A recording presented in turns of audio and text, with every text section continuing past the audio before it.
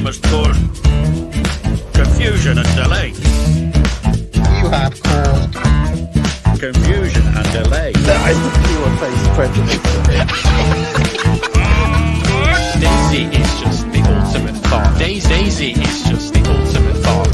Your impatience has caused confusion and delay. This storm has caused confusion and delay. You are causing confusion and delay. He has caused confusion and delay. 26 years old and you can't even drive? I can. Are you stupid, eh? Are you a stupid fool? Well, why can't you drive then? You can't even drive! Bit grey today. Well, hello everyone, and welcome to The Deepest Lore. I don't know if you've ever seen that little-known film, The Wizard of Oz. Yeah, you know, the original one from 1939. Now, there's that moment where the witch is just kind of melting into the floor. That's how I feel right now. It's far too hot. My computer says it's 31 degrees in here. So, that's very hot indeed. Mr. D, how are you faring today? Well, it happens to be very hot where I am as well. In fact, even hotter. It's meant to be. I know, in the high 30s centigrade, which is for those other people out there, it's the high 90s. So yeah, very very hot indeed. But I'm cool as the proverbial cucumber because we are finally continuing our excellent stream.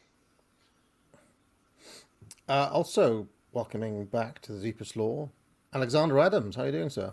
Very well, thank you very much. I'm a little bit further north than you, so I think we can probably knock off a couple of degrees, but it's still bright and sunny. Oof, far too hot. Anyway, if I'm a bit quiet, it's because I'm sneaking in the background with my fan on full blast, just trying not to melt. I even got a Diet Coke out of the fridge, and it's that hot that it's already starting to lose its coolness, even though I've had it there for, many hours. When a can starts to sweat, you can see like the condensation all down it. So anyway, yesterday was the release of my book, The Prophets of Doom. I'll play the little trailer for it in a second, but Alexander Adams is one of the few people in the world who's already read that book, and he got his review out long before it actually even dropped. So, you seem to like the book, Alexander. Yes, I did. I know that publishers and authors kind of hate reviews that come out too early because it kind of it misses the push, it misses the bump, as it were. A lot of people look and say, "Oh, it's not out yet." Well, I'll get it in a couple of weeks, and of course they forget. No, I really enjoyed it. I thought it was it's quite eye-opening. Very clearly written. If anyone enjoyed the Populist Delusion, you will enjoy this book because it's basically written along the same lines, and I think it very concisely explains who these people were and the idea, and it also sets forward the case for cyclical histories. Anyone who wants to read an even longer review of this book, please subscribe to Bournebrook magazine. The print edition has a long version which has not yet dropped. I was a little worried that the book is a bit dry, but how did you feel? 'Cause I felt that a little bit. I mean, at time when I was writing it, I was like, "Is this going to be a bit too academic for everybody who buys it?" But what did you think on that front? No, I know. I thought it was. It's very clearly written, and you obviously you've hit on. I mean, as you say, you've hit on the key works by these writers. You said you were going to choose sort of a signature volume from their general corpuses, and sort of summarize from those. And I think that worked very well because it could get very baggy if you try and sort of incorporate all sorts of political views, but you just basically centered on their theses in their books. Yes. All right. Well, with that said, I'll play this little promo.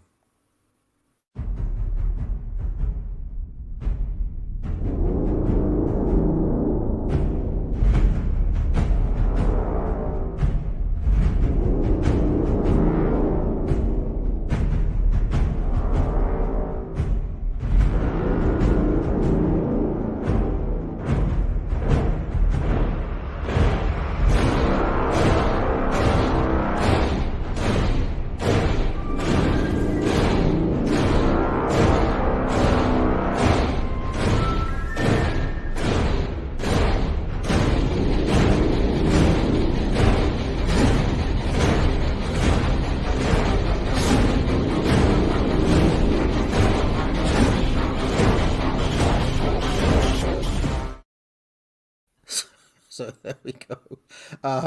In a way, it's kind of fitting that promo because I do talk. One of the things I talk quite a bit about in the book is heroism and the kind of warrior aristocratic spirit that all of these guys were trying to, in their various ways, get back to. So yeah, and the chapter on Brooks Adams was quite interesting because I'd never heard of him before, but you talk about him and his relationship with Roosevelt, the first Roosevelts. yeah, Teddy Roosevelt, yeah. No relation to you, is he? Brooks Adams is not related to Alexander. Oh, sorry, no, not related to him. Sorry. He was actually a relative of the second president, John Adams. Yeah, John and John Quincy, and John Quincy. He's part of that family, and he's the fourth of four brothers, and he was like the least successful and least well known of those four brothers as well.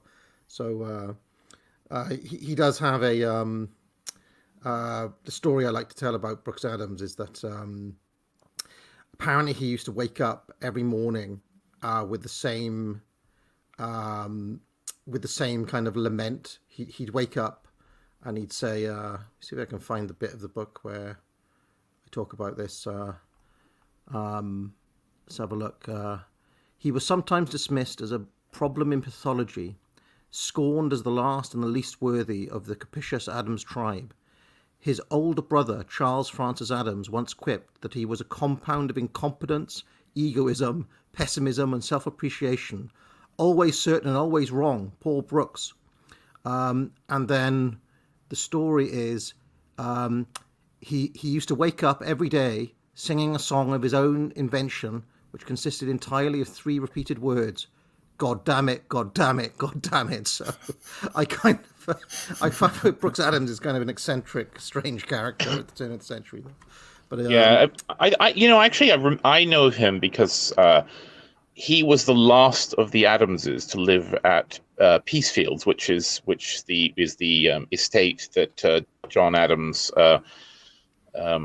began in the 18th century. In fact, maybe perhaps even his parents did it. So yeah, Brooks Adams was literally the last of the line. And if people are ever in Massachusetts in America, you can go and visit Peacefields. It's quite beautiful. But yeah, he was the last. He was the last of them.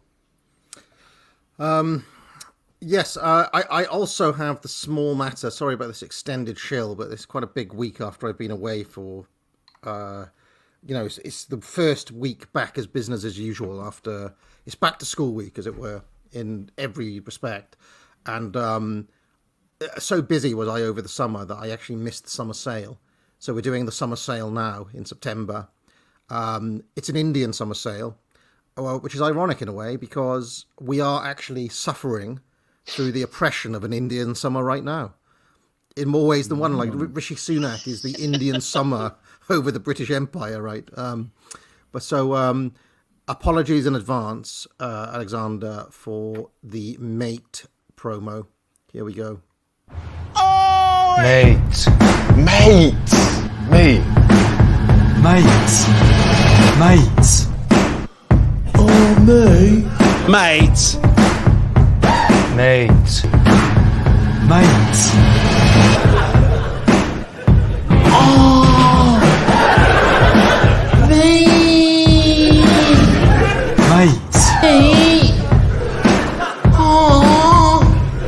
Mate.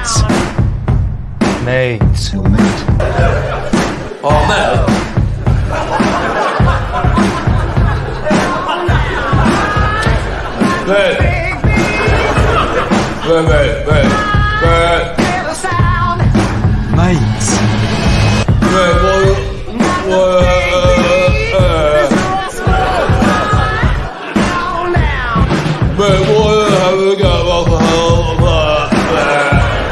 mate.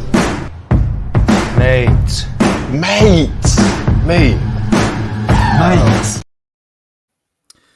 I like to call this the Guantanamo Bay School of Advertising. What do you reckon?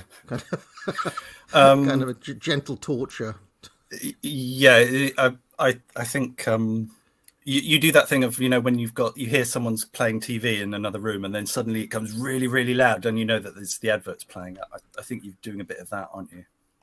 Yeah, but also just endless repetition. I built up a built up a style. You know, we all went merit, merit, and then just autistically saying the same thing over and over again. I think in increasingly annoying ways. Maybe that's how all advertising should go. Anyway, Is it over? Is it over? It's My over. back. It's over. And would you like to start? We are finishing up today with the end of the career of Francis Bacon. So, roughly speaking, from the late 70s, early 80s until his death. And you did have a video, Dee, but do you want to start with that, or do you want to start with the images? Let's start with the images, and the video I think will be more germane when we transition to the 1990s. So, and people who are curious, of course, there are 4 previous installments of this. I don't mind saying that because it obviously didn't work to not. Don't call it a part, although it didn't work. No, it didn't work, so I don't care. So this is part 5. There are 4 other parts, of course, with lots of wonderful information and images and anecdotes and conversation. So I've made a playlist, and I will tweet that out later on with this video added to that. And so if people want to watch all of them in sequence, I've got them together on a playlist. So look for that on my Twitter account after the show. All right, I now have my fan on, so I'm not going to say a lot. I'm going to make the screen bigger, the images bigger, and let you guys take it away. All right. Okay, so we left off basically the transition from the 70s to the 80s. I think that Bacon's work. I think there's certainly a transition in Bacon's work. I mean, we remember. From last time, we talked about a picture called Jet of Water, which I think is kind of a harbinger of other works of that nature that began in the 80s. But I think there was also a kind of sort of late change up in the manner and configuration and the sort of stylistic choices that Bacon would make, and perhaps we can sort of see that in the work as we go along. So is there anything you want to say, Mr. Adams? Yeah, so we'll discuss the work when it comes up. I would say also that his profile is now very high. It was given its first boost really properly in 1945. It gets a bump for the Tate in 62 and then the Grand Palais in 71. But by the early 80s, he is now seen as the grand master of figurative painting. To be fair, and I'm not making this to sort of as a dig, but there wasn't very much competition. There was sort of, there's a group of painters called the School of London who were pretty serious painters and quite significant in their way, but there's relatively few figurative painters. You could also have Baltus in there as well, but Bacon doesn't have much competition, so he's seen as the great flag, standard bearer of figurative art, of the grand masters of painting in the grand style. The portrait, the interior,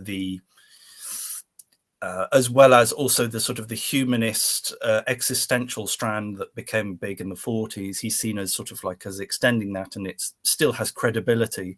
So while some artists like from the 1940s are sort of slip out of view, Bacon never does. Of course, he's alive, which always helps. Sort of artists' career tend to dip after they die. But Bacon's is always high through the 60s, 70s, and 80s, and by now a lot of people have sort of hitched their horses to him, as it were, because he's a big money maker by this time. So in the 1980s, he's making serious money. He's exhibiting all over the world, courtesy of Marlborough Gallery. He's getting museum shows. His works are being acquired by museums. He becomes a favorite subject for photographers and filmmakers. So he's quite amenable, although he doesn't give that many interviews. He's very amenable to younger artists, to photographers, to filmmakers. So his image is getting out there. The image of the studio, the famously chaotic studio, is also getting out there, and that's doing great work promoting his art, promoting his worldview. It's not done in a cynical way, I think, but it does certainly have an impact. And there's also a big change that sort of happens in the early 1980s in the art world. I mean, Bacon had of course weathered the sort of later 1960s with the sort of rise of pop art. Partially founded actually in Britain by Richard, the likes of Richard Hamilton and other artists. And people of course will know like R.B. Kitai and Pete Blake and such. And then in the 70s, with kind of minimalism and color field painting and conceptualism and all that. In the 80s, of course, there was in various places. One of the times where there was kind of an awakening in various continents, in America and in Europe, a sort of return of figuration and figurative painting. And so in the early 80s, we see a kind of rise of a younger generation of kind of neo figurative artists, and I think Bacon, he's already there, ready to become the kind of Can I ask a little bit about this, because one of the things that that did happen between this stream and the last one that we did is that I did a stream on the CIA, and specifically the rather deep and quite disturbing psychological warfare operations that the CIA was conducting in America and in Europe as well. In fact, the CIA's American operations were actually illegal, because the CIA is meant to be a foreign. It's meant to be like a spy network operation abroad, right? And one of the things that came through well, apart from the revelation that James Burnham himself was running these operations, which was kind of mind blowing, the other thing that came through was a deliberate push from the CIA for Europe and for the art world to embrace the abstract expressionists, which is Jackson Pollock and Rothko and stuff like that. And they had this idea that the abstract expressionism was actually an expression of American freedom and the American ideals, as against the realism of the socialists, and so there was this kind of deliberate psyop, right? Now, regardless of the actual merits of Pollock and all of that, one thing that interested me when I was reading through that stuff was Bacon consciously or self-consciously in any way kind of reacting against that? Like, did he feel that this was like some American thing that was being pushed, and that's why he stuck to being figurative? Or no. And also, how successful or unsuccessful were those various psyops? Because and how do you place like Bacon's whole career in that context? Because people were asking when it came up. Yeah. Well, let me quickly go in and say that no, I mean, as far as I know, maybe Mr. Adams can correct me, but Bacon never talked about his work in terms of like being reactive to trends.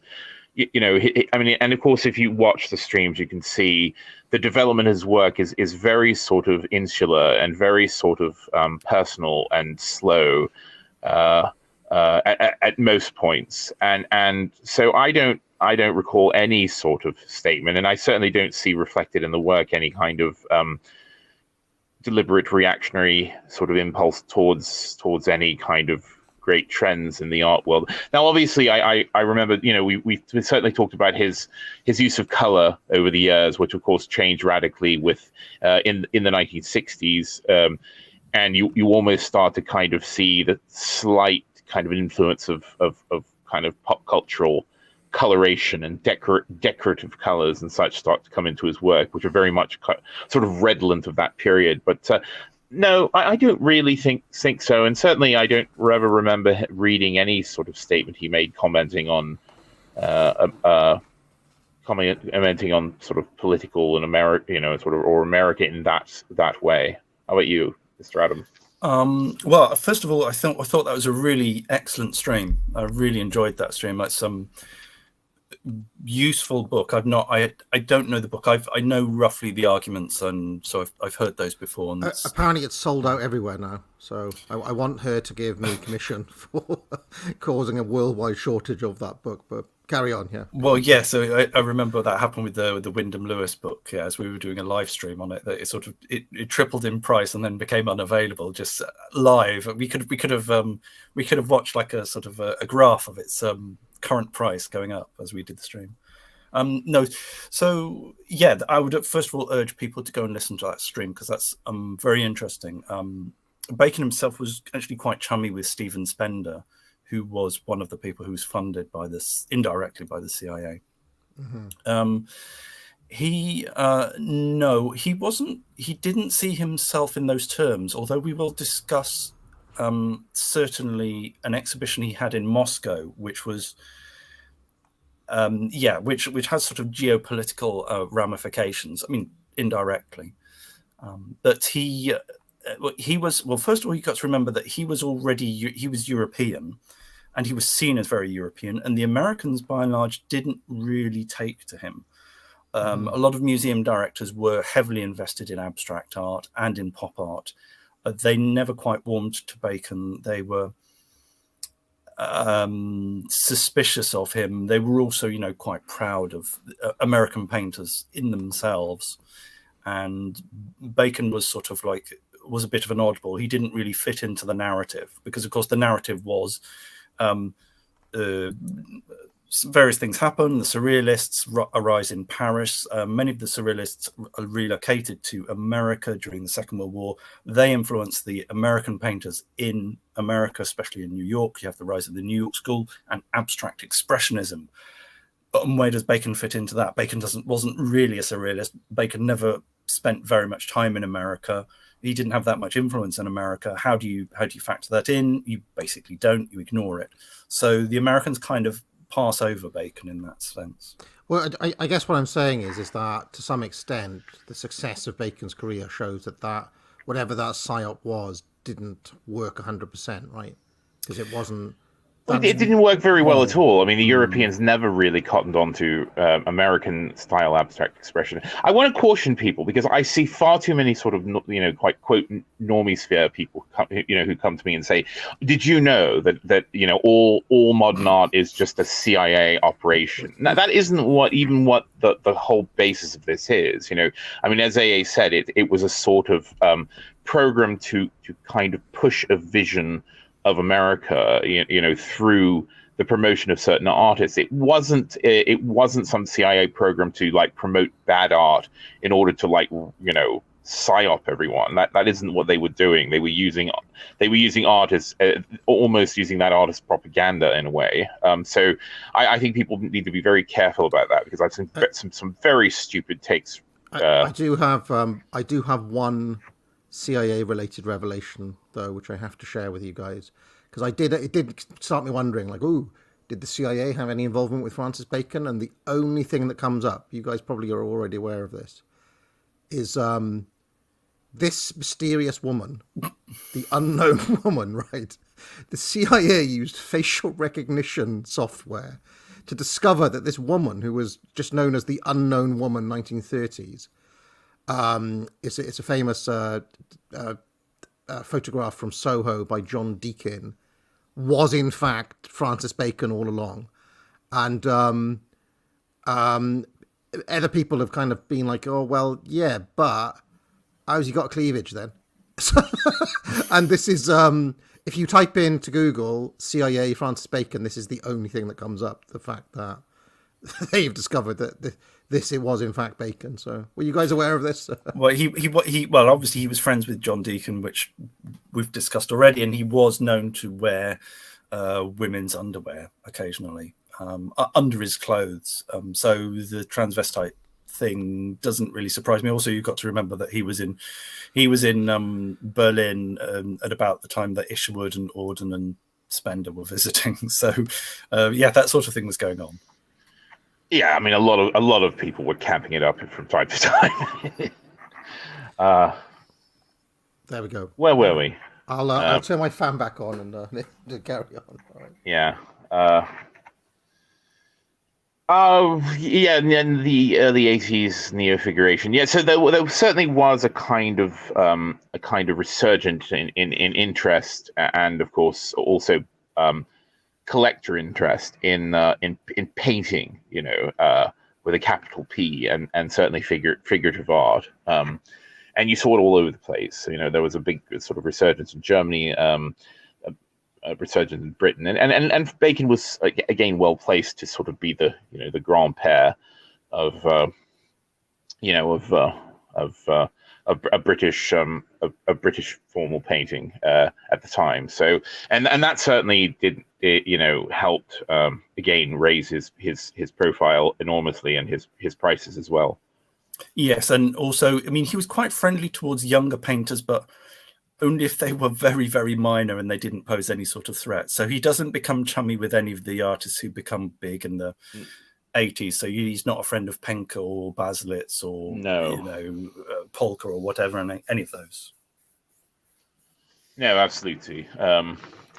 Again, as I said, he was always, as in regard to his art, quite sort of insular, and quite sort of self-directed.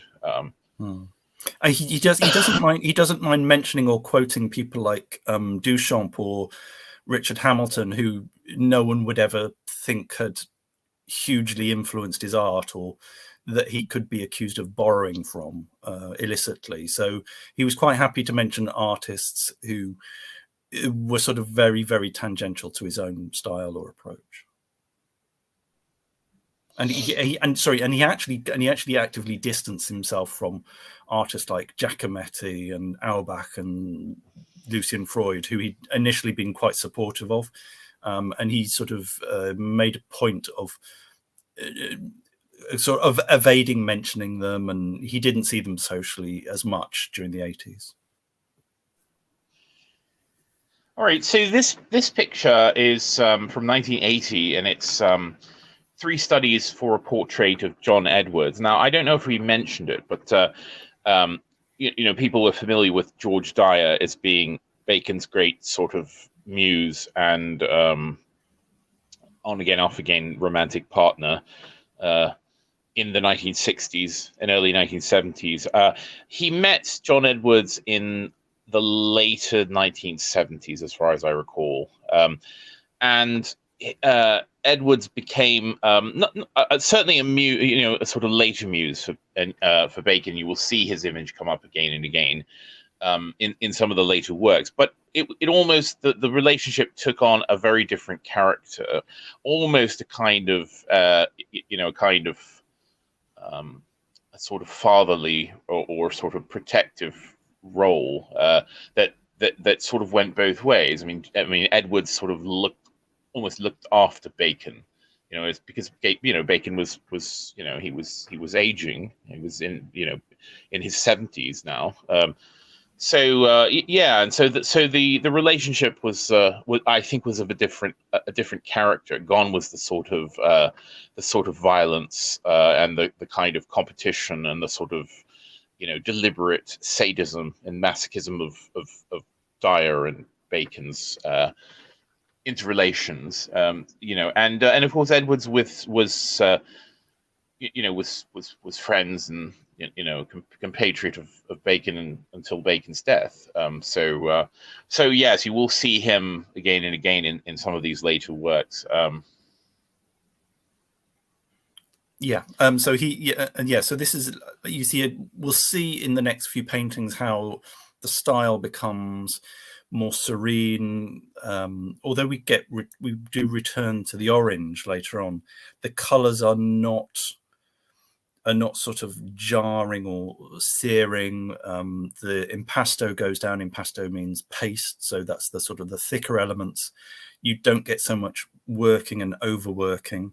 So this is sort of all becomes his late style. Artists go into these sort of late styles and there don't seem to be common features. So you couldn't say that the late style of an artist is always towards being more painterly, because in Bacon's case, it's becoming slightly less painterly. But this is Bacon's late style, we're saying. Yeah, yes, and I think that's a good point. That this idea of a relative sort of serenity or sort of relative spareness that you see in these works. It should be mentioned, of course, that we saw Edwards last time. We watched some videos of Bacon and David Sylvester and John Edwards in Bacon's flat and studio. So and he was again from the East End. He was. We did mention him because we talked about him being a kind of running a pub or a bar and such. He ran a pub in the East End with his brother, I think. Yeah. I've mentioned before. I don't know if I'll try this on Alexander Adams. I have a largely untested theory that artists who make it long enough, i.e., it has to be somebody who has a long enough career to have a quote unquote late style. My banner example being Bob Dylan, but you can pick your own. That their late style is actually the full flourishing of the artist they've always wanted to be. I think this is true of Yeats. I think it's true of Bob Dylan.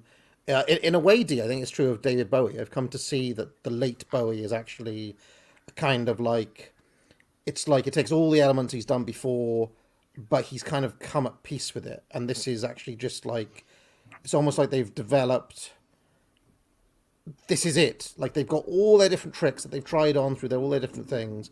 I never write off a late period for this reason, because I always think that there's something interesting in it. What do you think about that as it pertains to Bacon? Assuming my theory is true for a moment. Yeah, I would say that, you do get a sense of freedom for successful artists. So successful artists have a degree of freedom that they get through material security. So they're selling work, their reputation is already established generally. They don't have to fight to be particularly to break new ground, although they could, but they're given a certain degree of freedom, so they don't have to prove anything anymore. And I think that is the case with a lot of artists. And I think with Bacon's case, it was, that he'd already done everything. He'd been extremely influential. He'd been very individualistic. He'd been extremely independent. And so by the time he reaches his late stage, he can do what he wants, but he doesn't get lazy. He doesn't stop innovating. He does carry on doing new things, but he's got this certain degree of, independence. I think. I tell you who else springs to mind as well, which is actually Carlyle, late Carlyle. Like a lot of people said, oh well, he became self-parodic and he was almost kind of like Carlyle doing Carlyle type thing. But I actually think it's the opposite way. I just think it's like by that point in their career, they've developed their own idiom, i.e. a kind of language in which to express themselves. So that's where you get the kind of, the fully realized authentic self or something like that, some weird thing like that, where it's like, I don't know. I mean, and I always think that critics, and this certainly happens in music, but happens in other fields as well. They've got a habit of generally being quite kind of critical of the late period because they see it as more derivative or see it as more, it's not doing anything novel or flashy or new or anything like that. But in my experience, some of the most interesting stuff that people produce come from these areas that are written off. I mean, I made a video the other day of a Kinks song, "Living on a Thin Line," which is, from one of their forgotten, written off 80s albums, but it's like, well, maybe this is who the Kinks always wanted to be, Anyway, carry on. You certainly find, I think it can be a great advantage, but it can also be a drawback, is when an artist starts quoting himself this can be dangerous because you can just fall into a system of, well, you're just repeating something that because it's comfortable. Sometimes you're going back and you're saying, well, no, actually, I want to bring out an element that I didn't bring out in this originally when I did it. So you're sort of rephrasing it, or you're going back, or it's like one of those artists who go back and they record their early songs in a sort of later acoustic version. It can be quite enlightening. Yeah, and of course, sometimes this is a problem. It's not always kind of, a kind of satisfying settling in. I think of a living example is the American artist Jasper Johns, who I think sort of ran into a kind of crisis of quotation, of self-quotation, and sort of languished for years and years, basically throughout the 80s and 90s and 2000s, sort of, doing greatest hits, or, doing increasingly kind of rarefied little sort of inward kind of explorations of things that seemed just tangential to the project. But then of course I think that in a way he sort of found himself again. It's not always an easy period. I mean, when we talked about Andy Warhol, for instance, by the kind of later part of his career, he was, many sort of critics had kind of written him off and sort of said, well, basically your moment. And there is as you say, tendency of critics to say, well, your great moment was this in the beginning of your career when you had your great innovation that brought you to attention, and we're not going to accept anything else. Everything else is going to be you just trying to keep on going. But of course, with Warhol, people remember, his late work. I mean, he returned to painting by hand again, and of course, there was this remarkable rush of very stark religious imagery that suddenly came in, at the very end. And I think that ends up being another sort of factor, is that there's an increasing, I think, sort of, not desperation, but there's an increasing sense of urgency that kicks in, because of course then the artist is also facing the prospect of the end for himself, of his own mortality. Certainly something that haunted Bacon, because he had lived so long, and many of the people that he was close to, many of his friends, had died. Or certainly fading fast. With David Bowie, I famously had a kind of revelation with his later work, which I didn't get before, and suddenly, I sort of all clicked for me. But again, I find it so totally haunted by death. So I think that's another consideration. Same with Picasso. I mean, Picasso's very latest work is quite terrifying in a sense. We could actually return to this theme for a dedicated stream on great late works. As we've been talking, another one that springs to mind is Ingmar Bergman's Fanny and Alexander, which is it's an amazing film that he made right at the end of his career. But again, it's haunted by the prospect of mortality. But you get this other weird thing that happens with a lot of artists late on. Even Shakespeare has this in his last plays as well, which is a kind of rediscovery of the kind of magic of life as well. I always think of, there's that little scene in Godfather where Vito Corleone's old and he does that little orange trick with a kid. He's just playing in the orchard. Yeah. There's something of that comes back to an artist when they're older, where they kind of see actually what's actually special in a way. And you can certainly see that in Shakespeare's late plays as well. I'm thinking of like Tempest or Winter's Tale or stuff like that. Anyway, let's carry on. Yeah. Well, a lot of these feelings, true. Also, something that you have to live.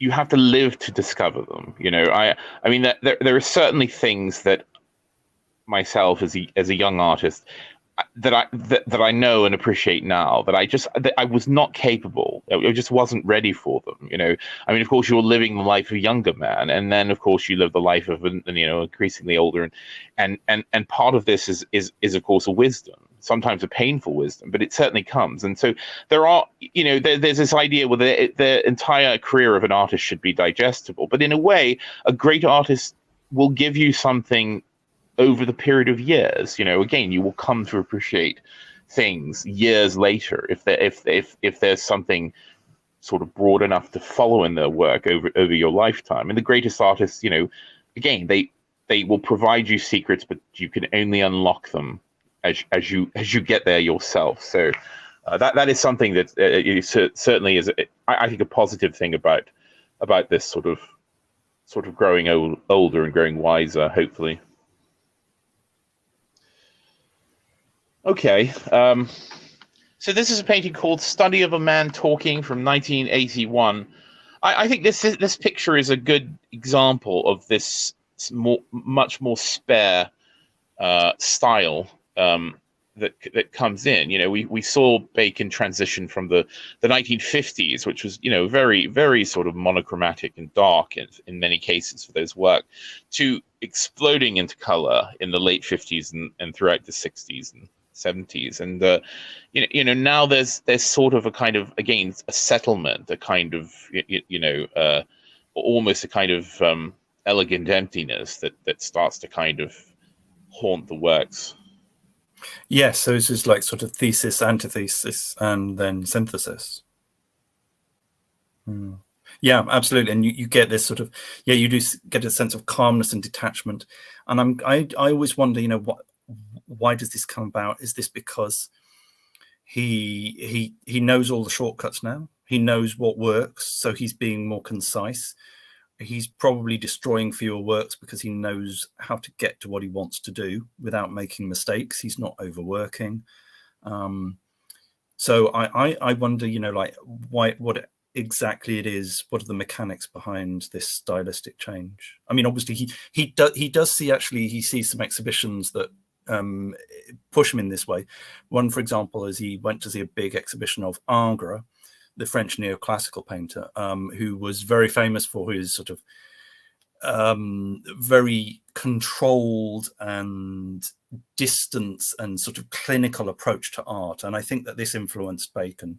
So while you find someone like Lucian Freud becoming more and more painterly as he grows older, Bacon goes the other way. He becomes more precise, more detached, more reserved.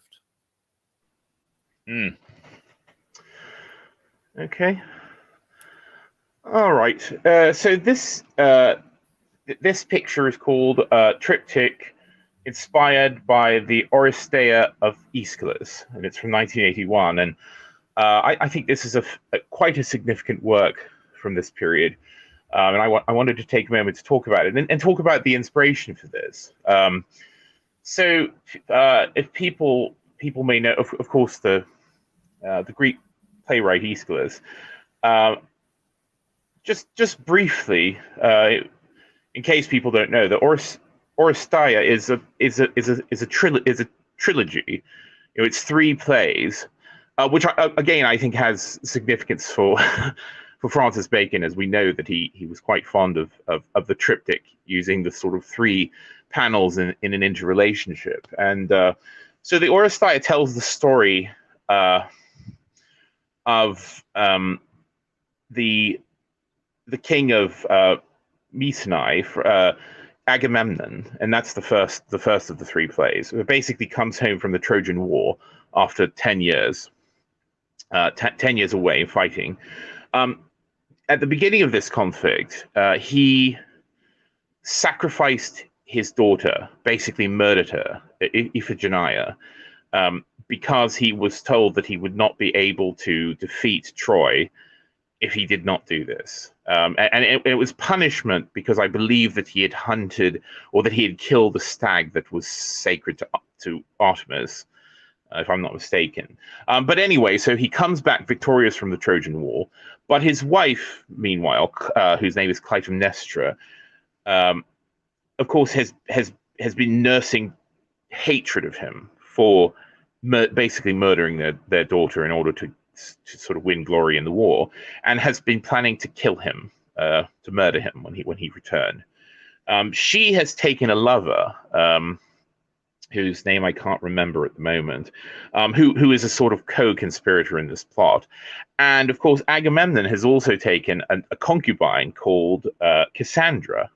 So he returns in glory from battle, with Cassandra, who of course Clytemnestra immediately takes a complete hatred towards, and Cassandra is suddenly sort of hit with this, basically this sort of inner sense of personal dread. This sort of she's sort of struck by prophecy, and people sort of know the idea of, a Cassandra, someone who is telling the truth, but no one will listen to them, and so she immediately sort of prophesies that Agamemnon is in danger and that she and he will both be murdered, which they are. I mean, again, Clytemnestra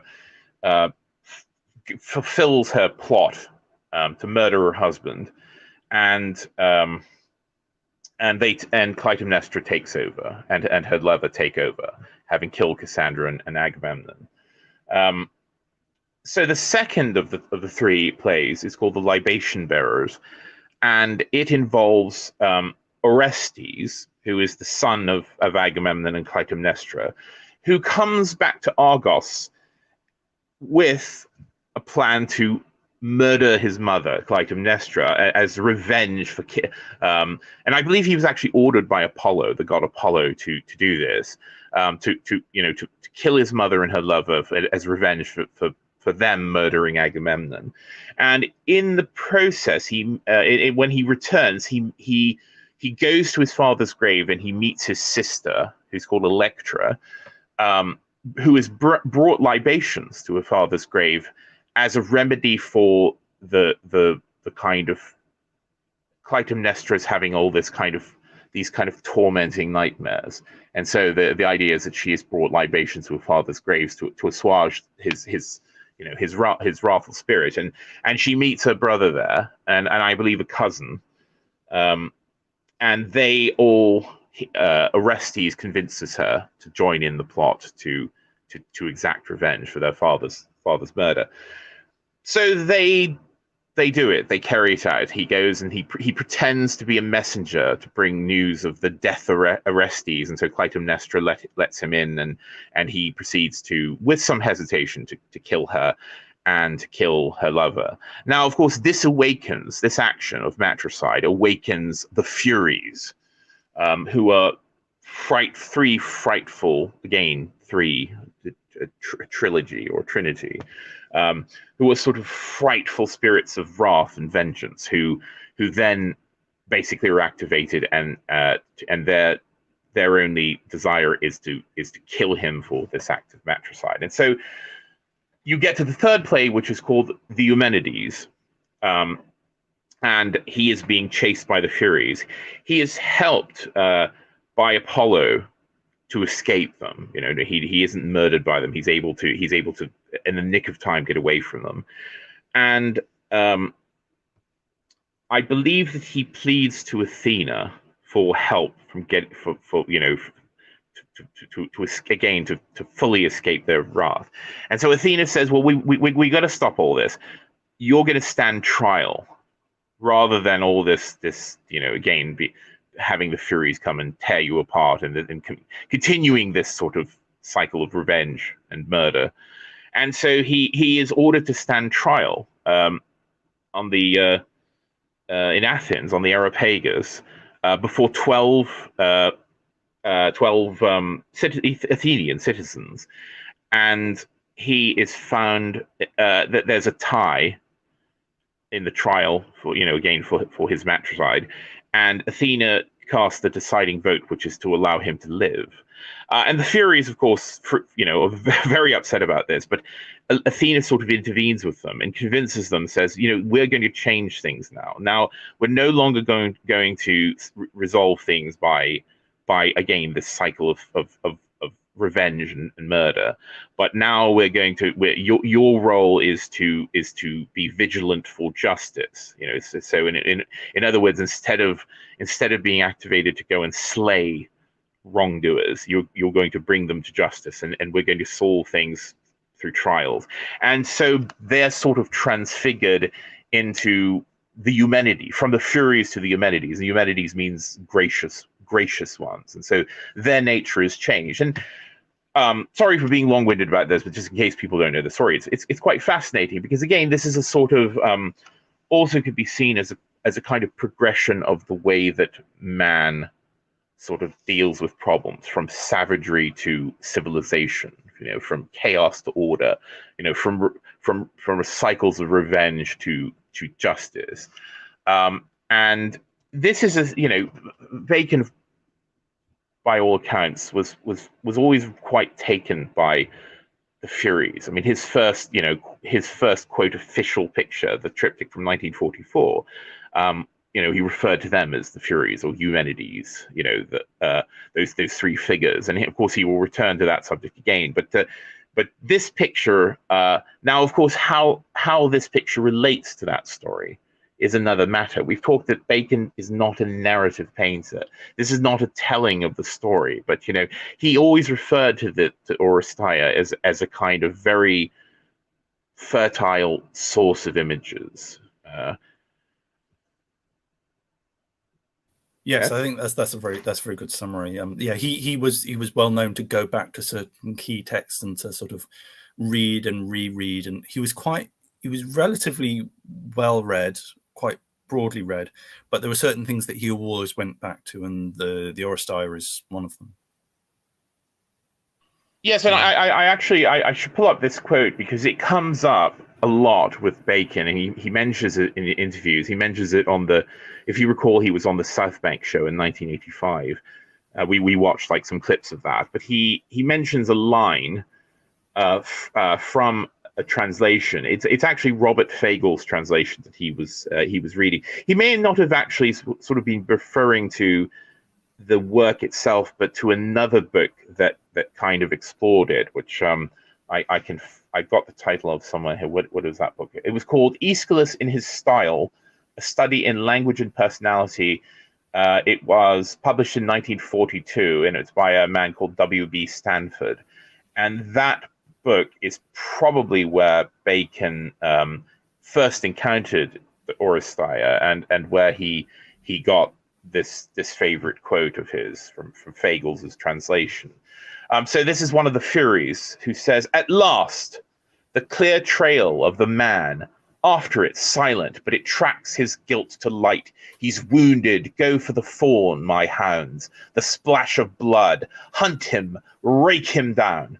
Oh, the labor, the man-killing labor, my lungs are bursting over the wide rolling earth we've ranged in flock, hurtling the waves in wingless flight, and now we come, all hot pursuit, outracing ships astern, and now he's here, somewhere, cowering like a hare, the reek of human blood, its laughter to my heart."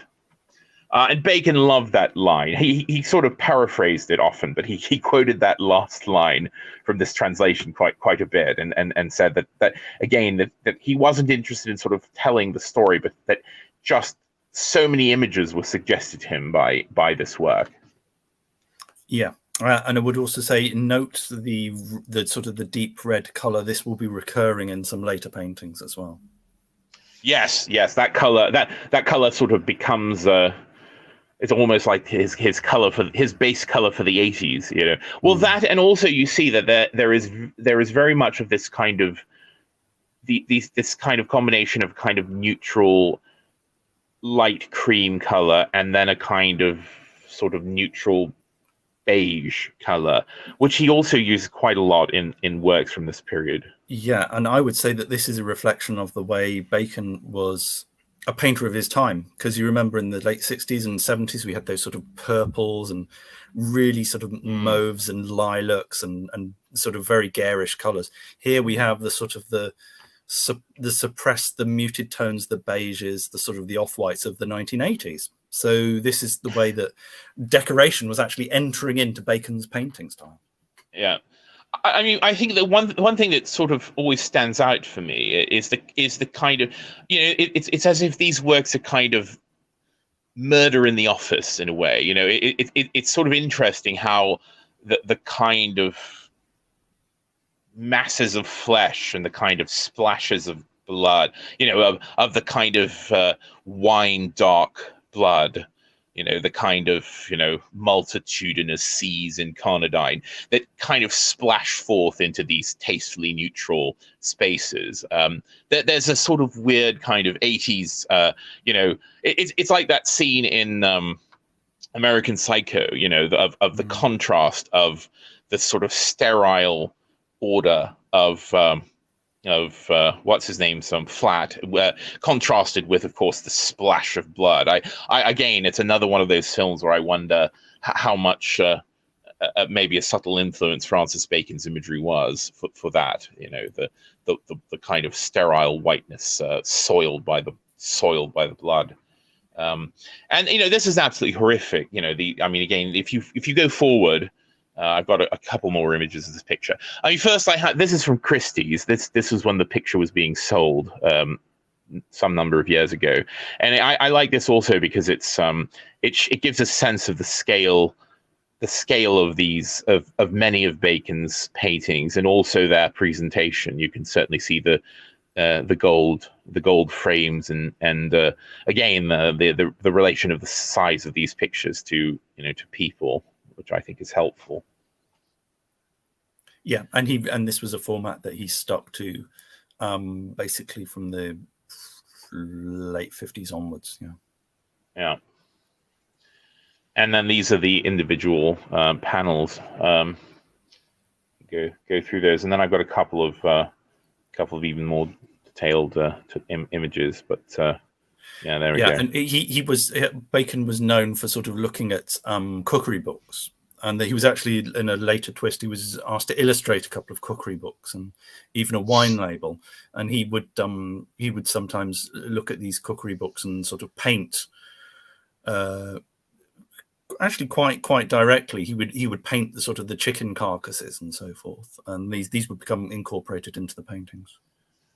Yeah, there's and especially with some of the appearances of the Furies in various pictures over the years, they do have sometimes they do take it on a weirdly kind of like a plucked turkey. They have this sort of weird, sort of raw fowl appearance of a raw fowl. So that's the 81 triptych inspired by the Oresteia.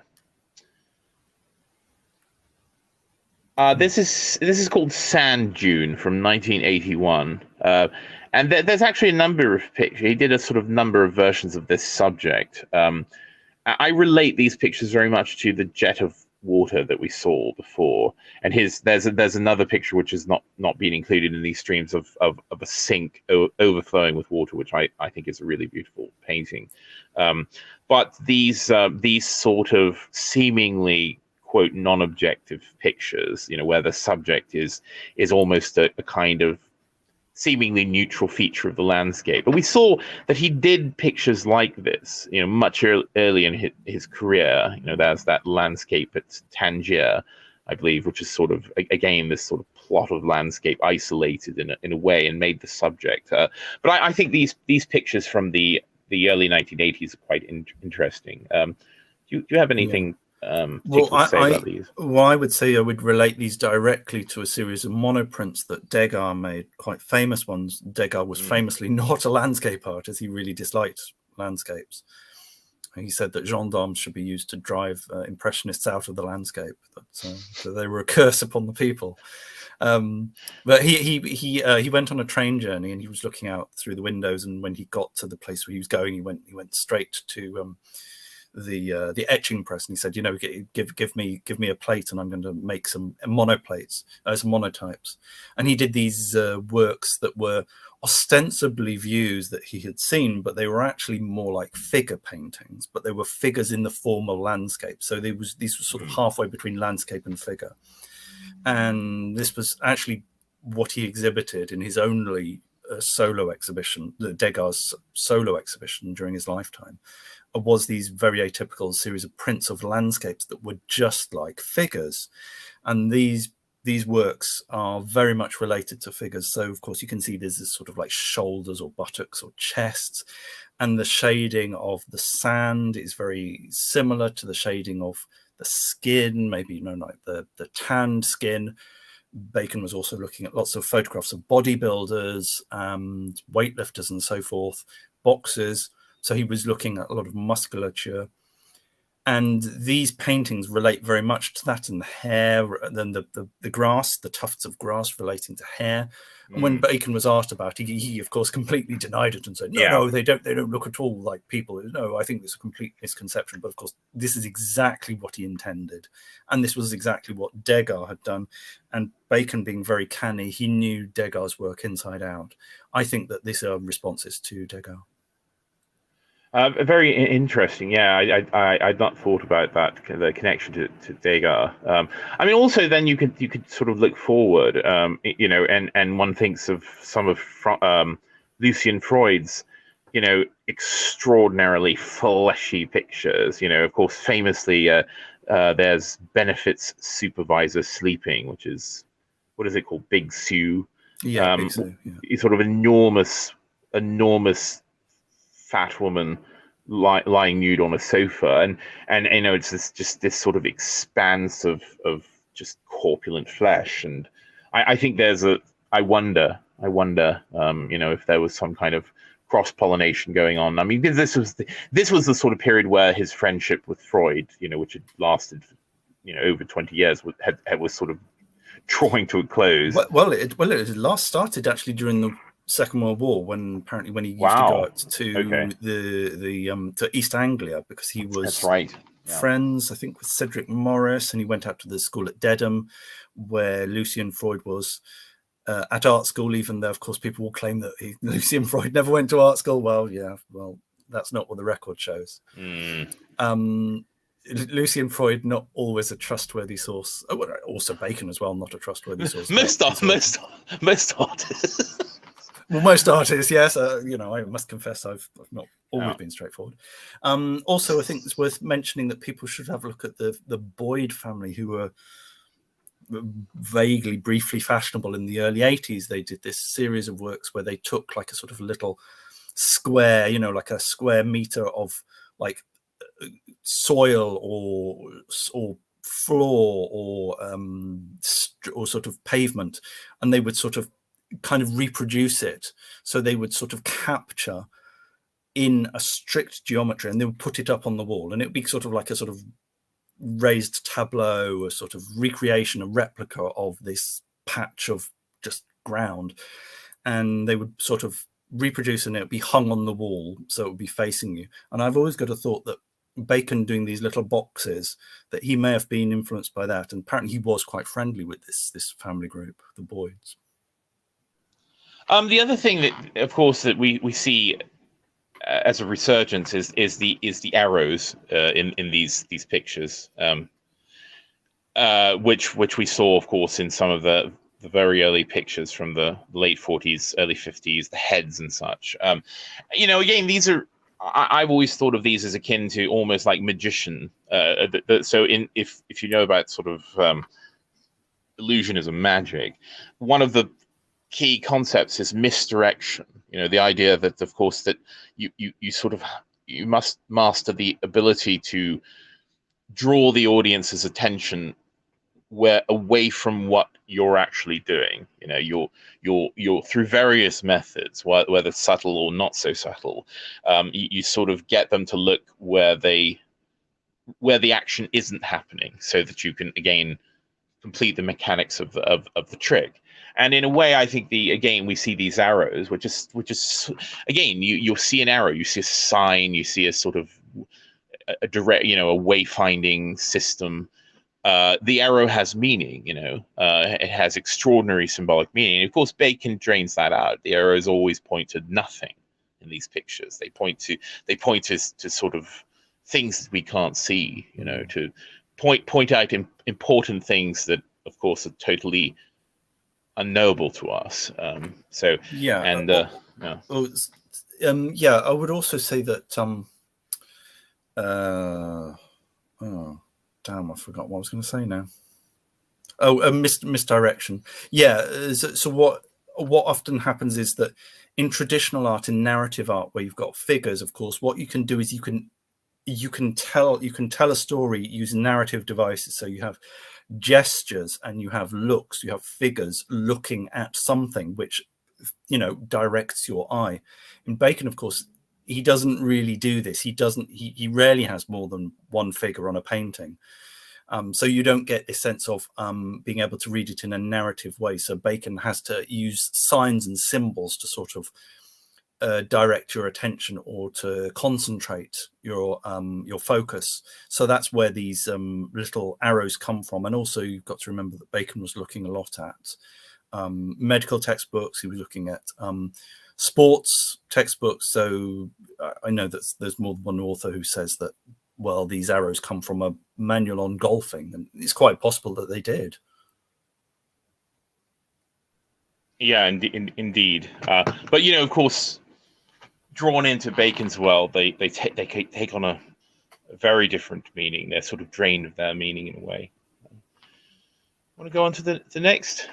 This is a study by Ingres, the great 19th century French artist. This is a study for one of his pictures called the Turkish Bath, which, if people have seen it, it's this again, this acreage of female flesh, and so this is a study. I believe this is in the Ingres Museum. Yes, in Montauban, which I've never visited. I would love to visit. No, I've never been there either. But Bacon had a reproduction of this study, and of course was quite taken by it for various reasons. Again, Ingres is sort of studying the effects of positioning the figure positioning her arms in two very different poses in the same figure, but you get this sort of strange effect of the kind of three-armed nude, the sort of capacious female nude. And this image was used as a sort of inspiration for a number of pictures from this period, including most famously the next one, which is called Diptych, study of the human body from a drawing by Ingres. I believe that the full title. It's from 1982 to 84. Yeah, so the diptychs are much less common than the triptychs. Sometimes you find that he mixes stuff around. So there were occasions when he had a set of three, and he thinks, well, this doesn't work, so I've got to drop one, and it's usually going to be the central one because the wings are usually matched in some way. They're mirrored in some way formally. So what he often does is he drops the central one, and then he's left with two. So this is where these sorts of things come from. I think it works very well, of course, because here you have the opposition of male and female. So obviously that works extremely well in a diptych. You wouldn't necessarily want to do that in a triptych. Right, and you also get, he's sort of exploring the idea, of course, that we're so used to bilateral symmetry in our world. I mean, bilateral symmetry is all through biology, including in our own morphology. That we have the sort of mirrored halves, and of course, yes, as Mr. Adams says, it's quite interesting to also use that idea of two mirrored halves to be also the female and the male, but also making these odd equivalencies, between the buttocks and the breasts, between the idea of the sort of testicles and the female knees and the nipples and and of course, and then also the very odd inclusion of the cricket pads in the male figure. And contrasting this sort of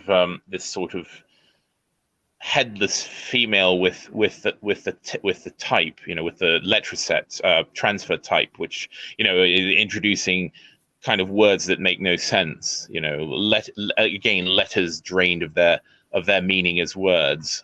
So I think there's a lot of quite curious and interesting things going on in these in this diptych particularly. Yeah, and he's actually quite a sensitive painter of flesh, because you see he's been quite careful with his shading.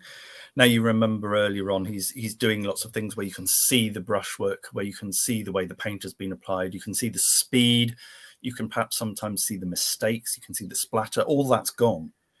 So he's been looking at Ingres a lot, and he started to shade, he started to sort of dab the paintbrush, which gives you a sort of gentle graduated form. He sort of builds, he models, and yet, of course, these are impossible forms. He never actually suggests to you that these could be real forms in the way that Salvador Dali would paint a picture where you had this weird creature that was actually realistic. But this is quite an interesting compromise where it's sort of painterly, but you know, he is actually quite good at describing these forms as volumetric.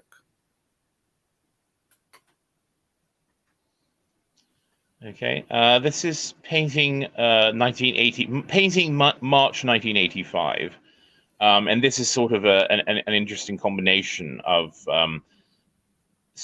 what we saw in the sand dune pictures, what we saw in the sort of pictures of water, you know, with one of these sort of figures slipping out of Cartesian space in a way. I find these pictures quite interesting, but this is a sort of interesting synthesis of the quote sort of non-objective landscape pictures, and then of course the pictures populated by these sort of flesh monsters of one sort or the other. The origin of the D octopus revealed. Yeah, I was going to mention there is a very octopoid quality to that thing.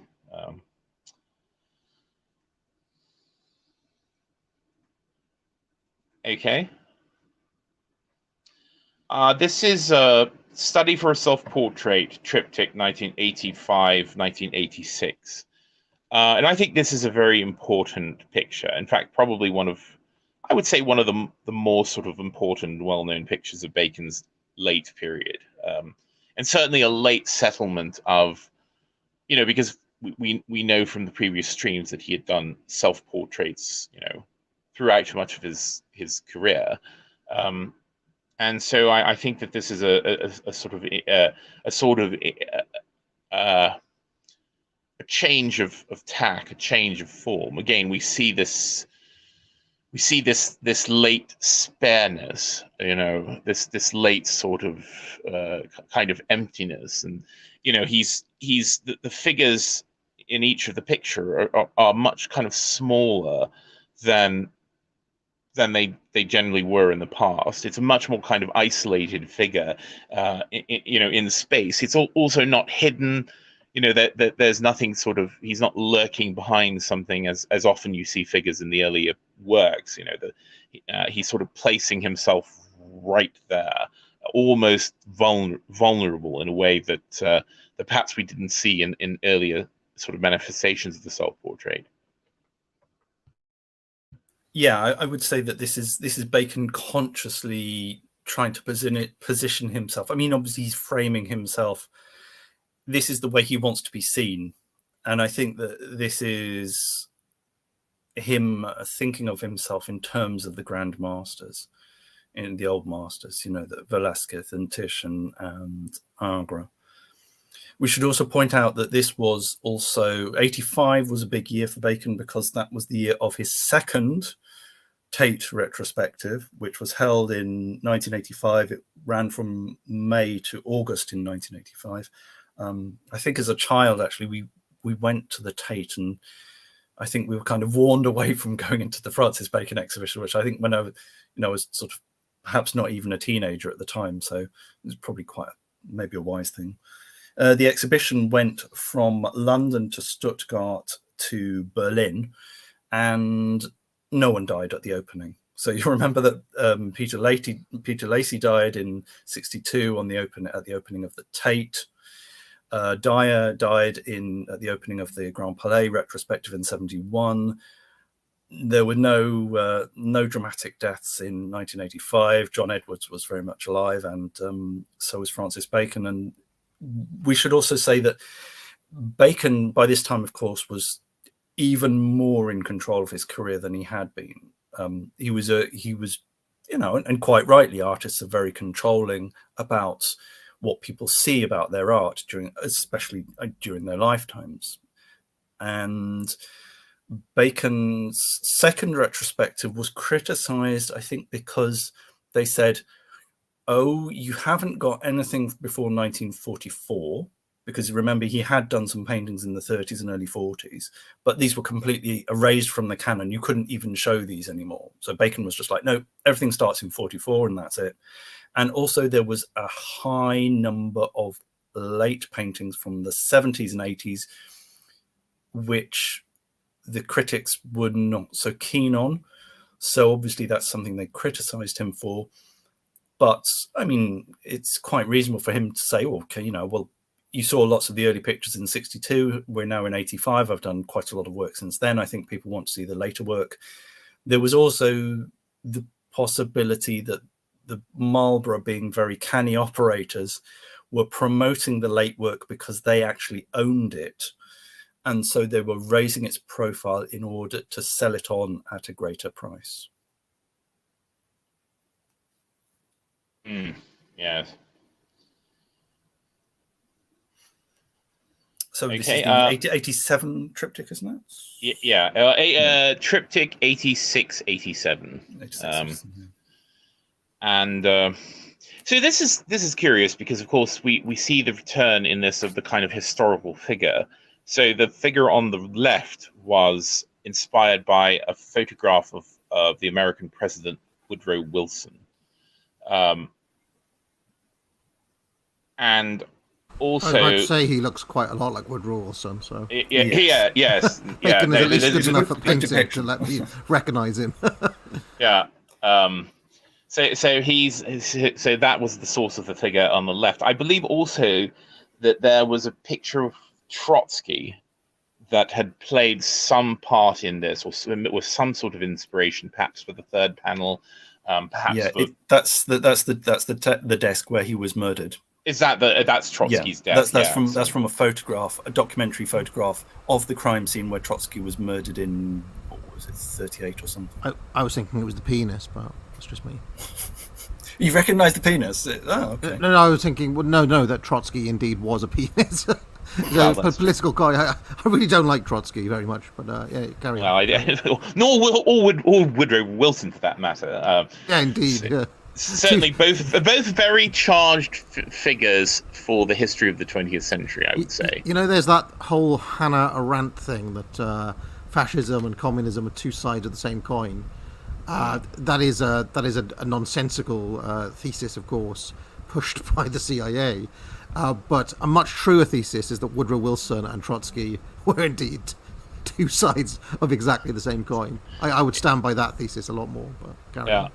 And then, of course, we have in the center panel, we have what's obviously John Edwards, the likeness of John Edwards, grafted to a degree onto that figure we saw early in Studies for the Human Body. You know, we see the same sort of the cricket pads, the same sort of arrangement of the figure, the genitals, but sort of now personified, given a head, given a face, so there's a very interesting picture. Certainly claimed never to do narrative, but there is certainly a suggestion of relationships between the figures here. You all right? We lost the image?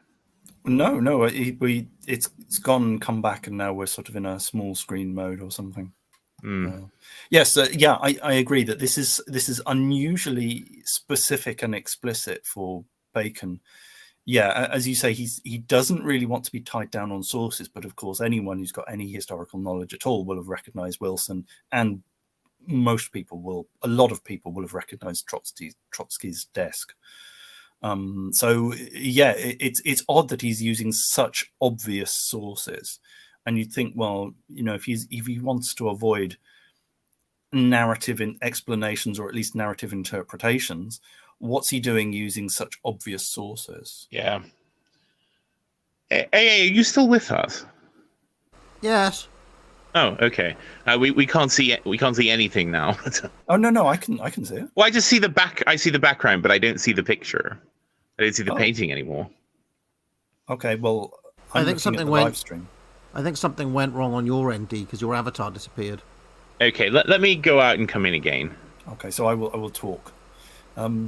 Yeah, so this is one of the late period paintings. So we have a return to black. So black, which sort of featured a little bit in the 70s, comes back, but again you've got that sort of taupe color. There is a mixture of, well, yeah, in these paintings you don't. This is sort of like a canvas color paint. So this isn't actually the canvas, but yeah, he sometimes uses canvas color paint. So sometimes he wants to use bare canvas, bare linen, which has a sort of a fawn color. Sometimes he makes a mistake and he needs to go over it, but of course you can't recapture the bare canvas. You can't wipe it clean. Once you've applied the paint, there's just no getting the paint out.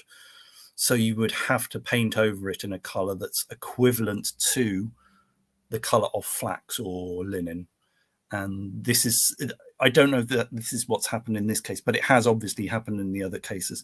There are situations where you see paintings and you think, oh yeah, he made a mistake, so he had to paint that over. Here, it does seem as though he did intend to do this from the beginning. Yes. Also, I found the source pictures, and so the picture of Wilson was taken from an image of Wilson leaving the Versailles Peace Conference in 1919, and the image of Trotsky. Yes, it is a very direct quotation of a standing desk. Yes, the room in Mexico City where Trotsky was attacked on the 20th of August, 1940. So. Okay. Yeah. Very explicit references to these two photographs. Yeah. Oh, did you know that that someone there was a Mexican muralist who tried to assassinate Trotsky? Yes. I can't remember who it was. It wasn't Sicoris. It was certainly not Diego Rivera, but no, it was the third one. Yeah, the third Musketeer. Yeah. So anyway, he went there and I know actually I should read up about it before trying to recount the anecdote. He was the communists in Mexico, where Trotsky was at this time, were very pro-Stalin. They were completely on board with this with the Stalin position and anti-Trotsky. And so that even to the extent of actually trying to break into his house and trying to murder him. Okay. So if you could talk about the next picture for a while, I'm going. Oh, there we go. Now I'm getting the image back again. Okay. Yep. Okay. Yeah. So this is lots of people will recognize this. This is the second version of the famous triptych, which he did in 44 to 45. The orange one, which you'll remember, went to the Tate and basically kick-started his career.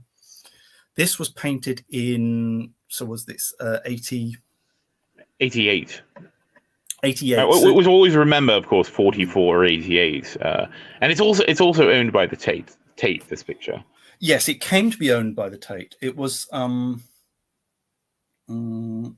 or I thought this was made specifically for the, so this was made for the Hirshhorn exhibition in that's a big contemporary art or modern art gallery in Washington DC. Which I saw. So the exhibition was quite meaningful to me because I actually visited it, and I still have the catalog which I purchased at the time. So yeah.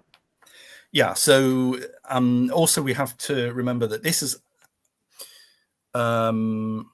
we might as well talk about it now. So this was when his work went to Moscow.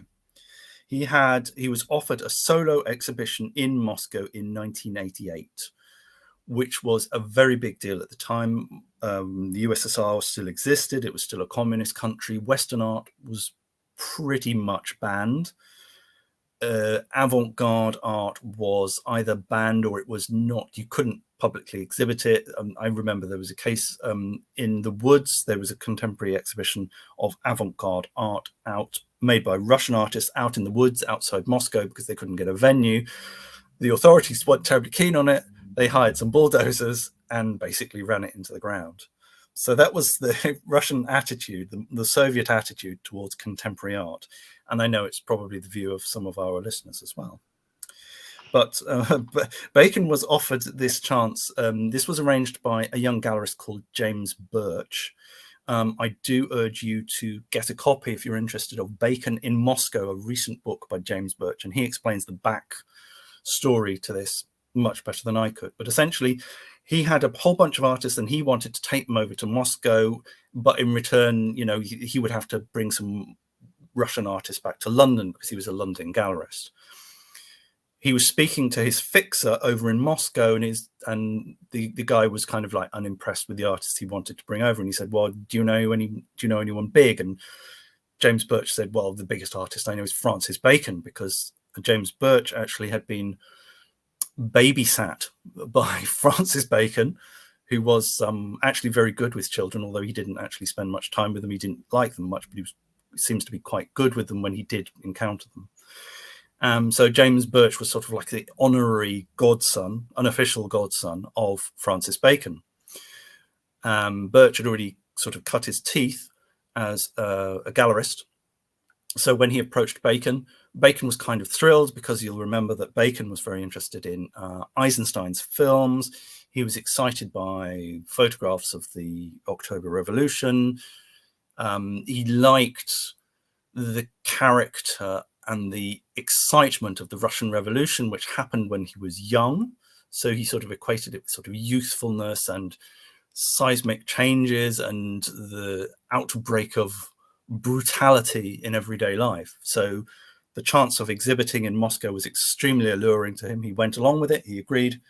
And basically, to cut a long story short, Birch took, I think it's about sort of 15 paintings, maybe 20 paintings by Bacon over to the artist's house in Moscow, and it caused a sensation because the only things of Bacon's that they'd ever seen were just sort of small black and white reproductions. And so suddenly to come across these pictures, big pictures, mind you, strong color, very tactile, very sensuous, it created a massive impression amongst Russian artists and Russian visitors. And this was pretty much done by Birch on his own with the assistance of various Russians. This was not sponsored by the British state. The Arts Council, the British Council, which is basically the foreign diplomatic section of the Arts Council, wanted to get involved. Bacon said, "Oh, if you get involved, then I'll have to go to all these boring meetings. I'll have to go to all these dinners and stuff. I don't want to do that." And so he, in the end, gave his permission for the exhibition, but he didn't want to go over himself. Initially, he had been quite excited to visit Moscow. Turns out that one of the reasons why he didn't go to Moscow was that David Sylvester, the critic who had done all the interviews with him and had been very formative in explaining Bacon, had words with, he didn't see eye to eye with either John Edwards or James Birch, and he whispered in Bacon's ear, "If you go over, you could be kidnapped," because we all know about the Russian mafia, which was sort of around at this time. "So don't go, your life could be in danger." And that was apparently what tipped Bacon over into not visiting his historic solo exhibition in Moscow in '88. Bit greatest hits though, isn't it? Yes.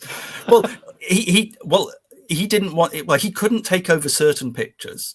This picture actually didn't go over. So I got this wrong. This was painted the same year, but it didn't go over. This went to the American show.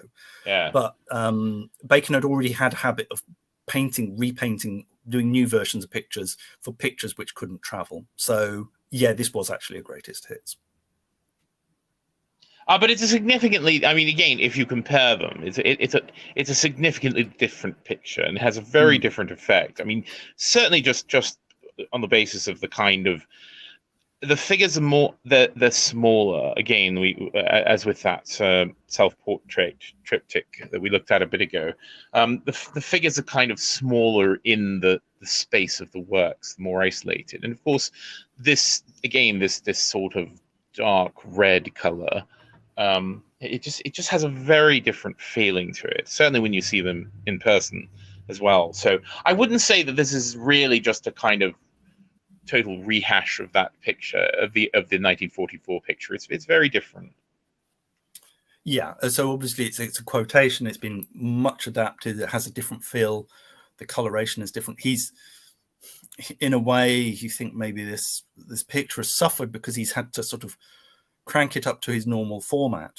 So he's done here his normal format, which is the so this which is 198 centimeters by 147 centimeters. That's 78 by 58 inches, and he's had to move it up to this standard size. And I think that the picture's kind of suffered from that. If you remember, the other one is orange, it's smaller, the figures are much larger in comparison to the surface of the picture. It feels much more claustrophobic. It's quite raw, quite powerful. Here, of course, it's a little bit more detached. It's like looking at these things through, they're in a sort of like in a zoo or in a viewing room. So it's like you're sort of seeing them from a distance, of course, because quite literally they are just smaller compared to the overall size of the pictures. And if you go on there, I've got sort of the individual panels, perhaps to see them better, but.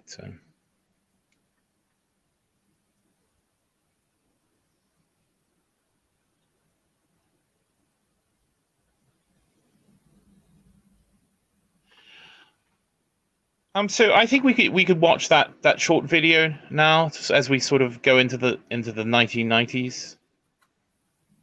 Started to paint, I never, for instance, expected anybody to ever buy my work. I always thought that I would have to do some other kind of job to earn my living. So that gradually, as I've been lucky enough to sell painting and have been able to live by my work, I think I still have the same indifference to what other people think about it. Because when I first started to work, I worked to excite myself. Now, as it happens, that other people become slightly interested in it. And so sometimes I sell things. My things are always difficult to sell, but every so often they do sell some. Your ideas about life, about society and so forth, were they formed at an early time in your life, or did you go through periods when you thought quite other things? Well, when I was young, I thought nothing except enjoying myself. Mm-hmm. But I didn't really think about that. I suppose that later you could say my philosophy, you wouldn't call it a philosophy. I think life, in a way, is so difficult that you may as well be as decent as you possibly can be, or as indulgent as you possibly can towards other people, hoping they'll behave in the same way to you. It doesn't necessarily work out that way, but that's how it comes about. So, I mean, I haven't got a very coherent philosophy of life. But philosophy, what is it to me? Nothing, because after all, I'm from my own point of view, I know we're born and we die, and that's it. And you do something in between if you can, or if you want to. It's often said about you that your work reflects a feeling of disgust about human beings and or self-disgust. Well, I don't really know. People, perhaps they feel that my work is full of mortality, but then we are. I mean, that is what life is. That's what life is. I mean, we are born, we exist for a moment, and we do with our life what we can, and then we die. And what else is there? And if somebody is very aware of that, perhaps it comes out in their work. I certainly don't try to press that side in my work at all. I think it's just very straightforward.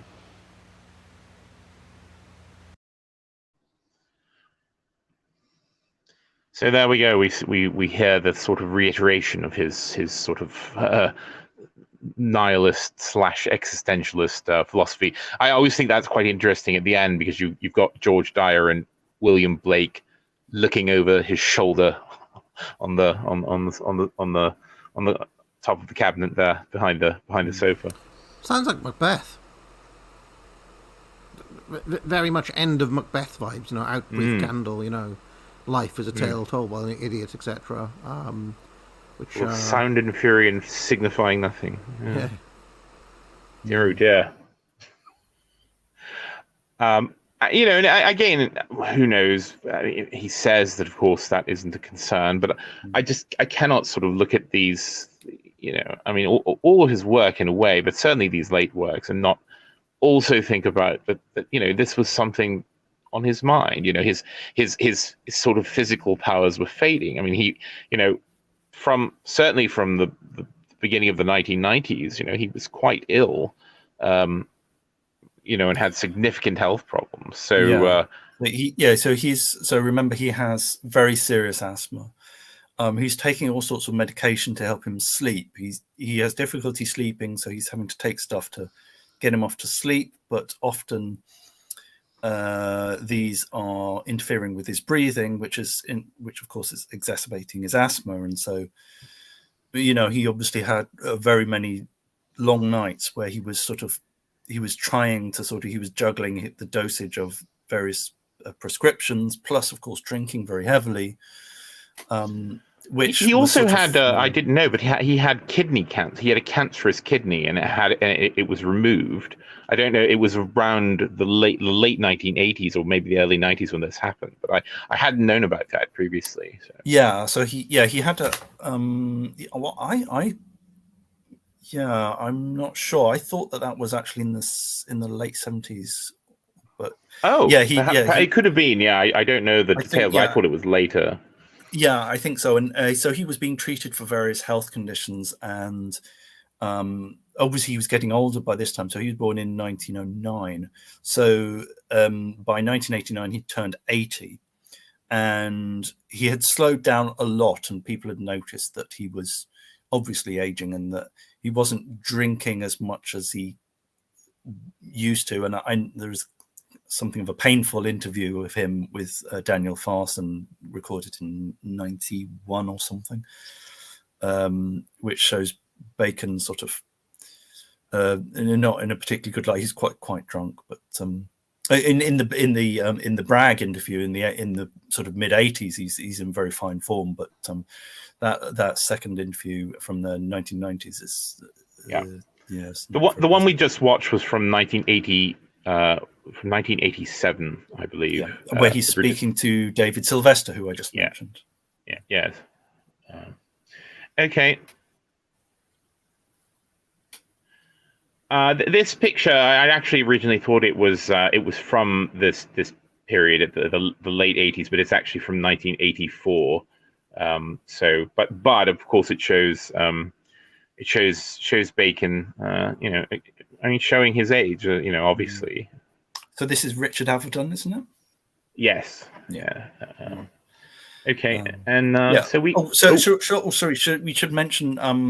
So at this time, his relationship with John Edwards is kind of like a sort of father-son, sort of adoptive son or helper or assistant.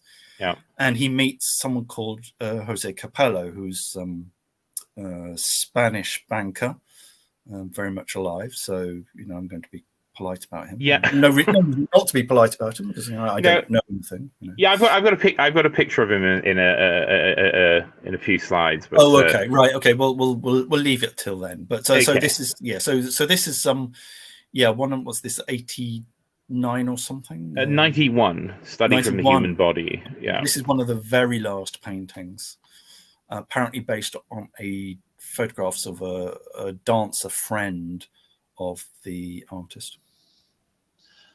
This picture always strikes me for a couple of reasons. I mean, first of all, we sort of get the, you know, if you remember some of the earliest pictures, they were very sparsely painted. You know, most of the surface of the painting was sort of, you know, just the the untouched canvas. I mean, you can see, in fact, most of this surface of this, or at least a lot of the surface of this, is just the back of the linen, you know, with no color applied to it at all. It's but also this figure who's sort of almost embedded in the ground, almost half in or half out of the grave, is how this always struck me. Again, and you know, in retrospect, it's easy. I mean, after an artist dies, it's easy to sort of perhaps see a prophetic sense in their late work, and I don't know if that's exactly true, but it's certainly how it strikes me. You know, the sort of the head, you know, trapped in an ever smaller box, and you know, and the body again either descending or ascending from the grave.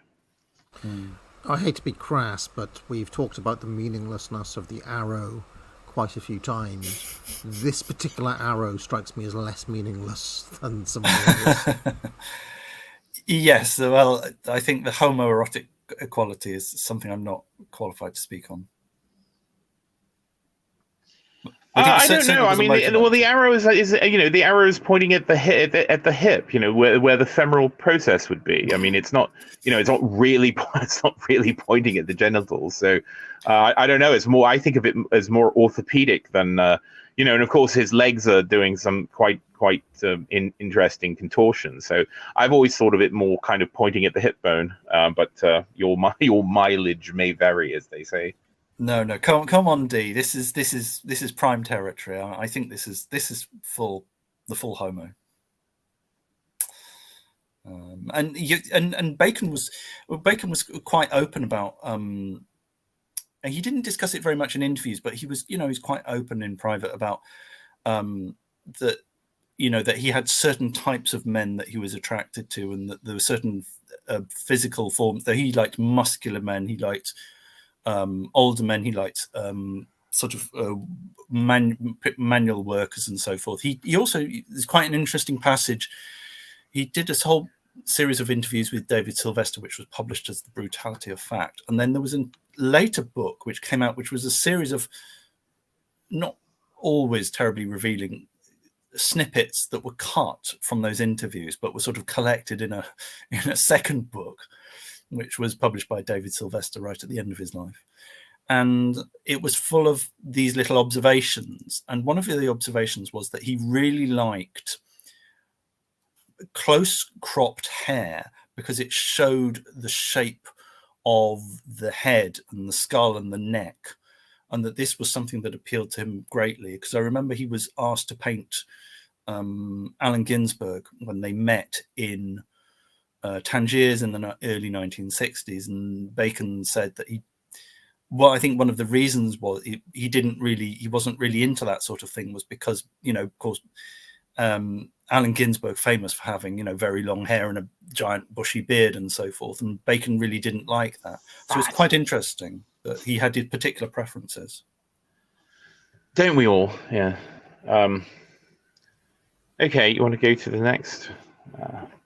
And these are all, yes, amongst the very last pictures that Bacon completed. You know, we again see it sort of revisiting of a form here, that odd sort of tripod object that sort of appears in various pictures, including in both of the, you know, in the 44 and 88 triptych. And the figure again dissolving into the blackness of the open door. Well, you know, a lot of the pictures from the 90s, the very last ones, I mean, they all seem slightly unfinished in a way. Forgive me if you want to go on. I'll be right back. So I'll carry on. I'll step in. Yeah, so they seem very sparse, and they perhaps. Yeah, as Mr. D said, perhaps a little bit too sparse, that they feel a little bit incomplete.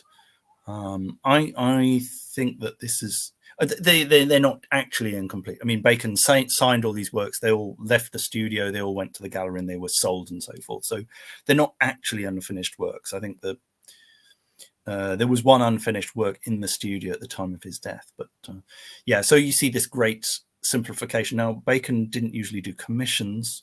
I don't think this was a commission, but there was actually a commission, quite an interesting commission of portrait of Gilbert de Botton, father of Alain de Botton. Gilbert de Botton was a Swiss banker, I believe, and it's actually a very good portrait. But Bacon didn't need to do portraits because he had plenty of money. He could just do portraits of his friends, of people who interested him, because he wasn't a sort of society portraitist. But it's quite interesting that he did do that de Botton painting in the 1980s when he had no need to do it. So, yeah. Also, you see the orange here coming in. Yeah, the orange coming in, which we've seen before. Yep. And hello. Sorry. Yes, Mr. D. This one's for you. So this is Francis Bacon's final completed work, which is called Study of a Bull, 1991. And I think that, this picture, more than any of the others, seems sort of, again, a very different type of painting. And also, in a way, again, it's that sense that one gets, of course, the absolute resonance of this picture, given the fact that it's the last picture that he ever painted, of this sort of spectral bull, again, passing through portals, passing from darkness to light, or from light to darkness, that painted in this sort of very limited palette. And of course, the figure of the bull in relation to, we saw the bullfighting pictures from the 1960s, but I think also the bull as a kind of and there were of course a couple of other even earlier pictures of with bulls in them. So, but I think again a very sort of resonant figure for Bacon. Certainly also with his relationship with Picasso, but the Minotaur in the maze. So I've always been sort of struck. Since I first saw this picture, I've always been kind of struck by it so much. It seems to be this sort of, again, in retrospect, this sort of image of passing on or passing away, or a transformation. Yeah. So sort of, it's on the threshold, and by this time Bacon was very seriously ill. That he'd had some. He was being advised not to travel and so forth. He had an oxygen cylinder with him at home just to help him get through the night and so forth. This painting, you think, well, he probably knew that his time was very, very short indeed. All that you'll know, well, will say when it comes to it when he dies, but this is actually painted about a year before he dies. So, and he's not doing very much in between this and the very last unfinished painting, which I don't know if we're going to see, but this was included was Dust. You remember that there was a 45 or 46 painting which included dust on the depiction of the suit. Here you have some of the dust being used for the body of the bull, and of course dust to dust, ashes to ashes. So yeah. It's a question of mortality was much on his mind. Yes, and also someone mentions in the chat, but also yes, the sort of significance of the animal and the sort of shadow of the animal in its relation to some of the very earliest images created by man in the form of prehistoric cave art and such, which interestingly some of them were produced by kind of blowing pigments, blowing ashes, blowing charcoal onto the walls, and forming these sort of, again, shadow animals. And so sort of I get a touch of that with this this picture. But I as far as I know, this is the final quote unquote completed picture. There was another that he was working on that actually is visible in some of the last slides I have whilst it was still in the studio. But so if you want to go to the next image, so this is the fellow that Mr. Adams was talking about in the next picture, Jose Capello. Now, I'm very interested in the relationship because, of course, I have read comments by Mr. Capello who denied that he ever had a relationship with Francis Bacon. I mean, they certainly had some sort of friendship, some sort of interrelationship, because, of course, Bacon famously, he visited him in Madrid prior to 1992, and it's also known that he owned quite a number of Francis Bacon pictures, which actually come up in a news story, that we maybe we can mention later on, in terms of art theft. But I'm not exactly sure the nature of their relationship. As we said, that Bacon's sort of friendship with Edwards was very much kind of paternal, and Edwards lived elsewhere, and Edwards had a male boyfriend, partner, whatever you call it. So as with other relationships in Bacon's past, he continued to sort of have dalliances with other people. But again, I think Bacon was so old and so infirm. Whether this newer relationship with this Spaniard had any sort of physical component, but certainly the Capello denies it, so I don't know.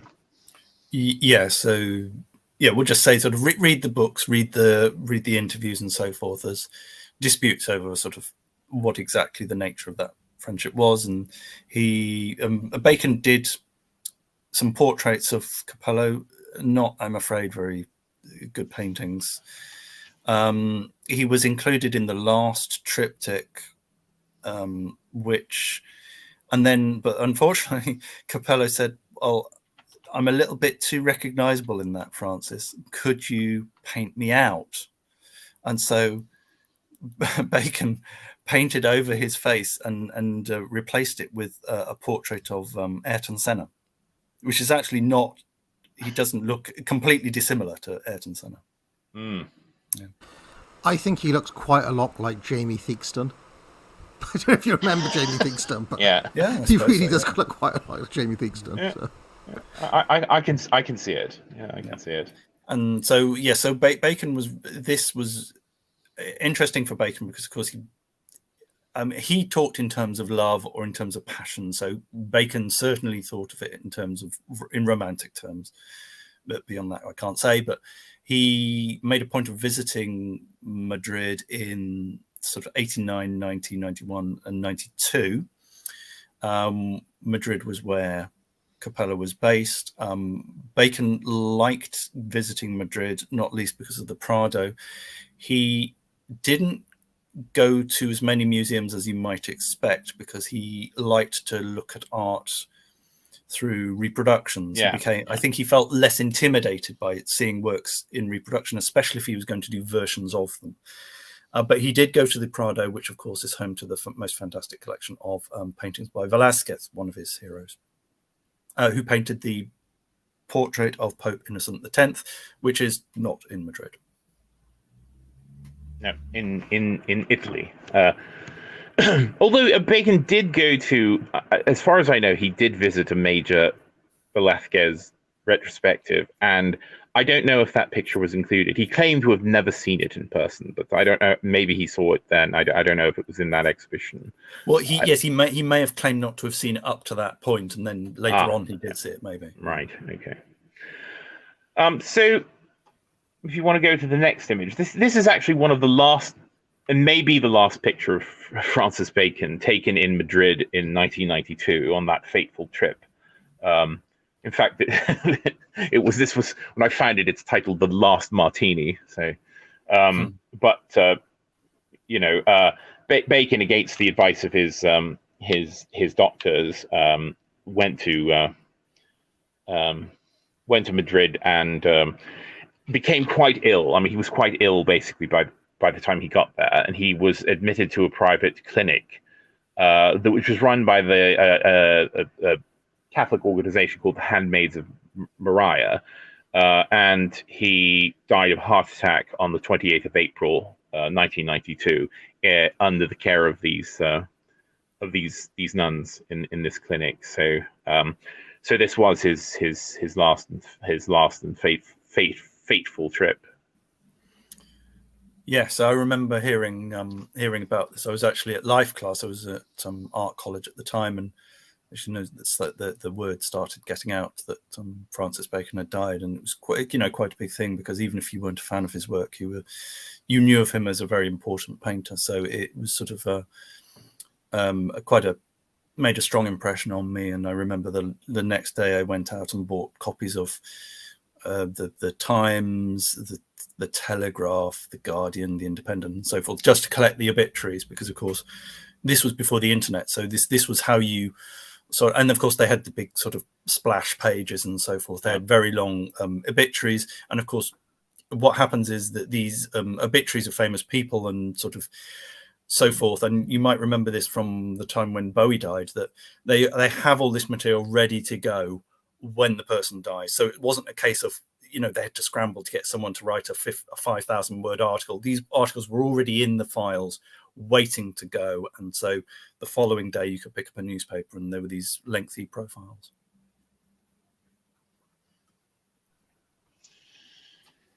Oh, and by the way, he was cremated, and his ashes were scattered in a place which has not been revealed, apparently.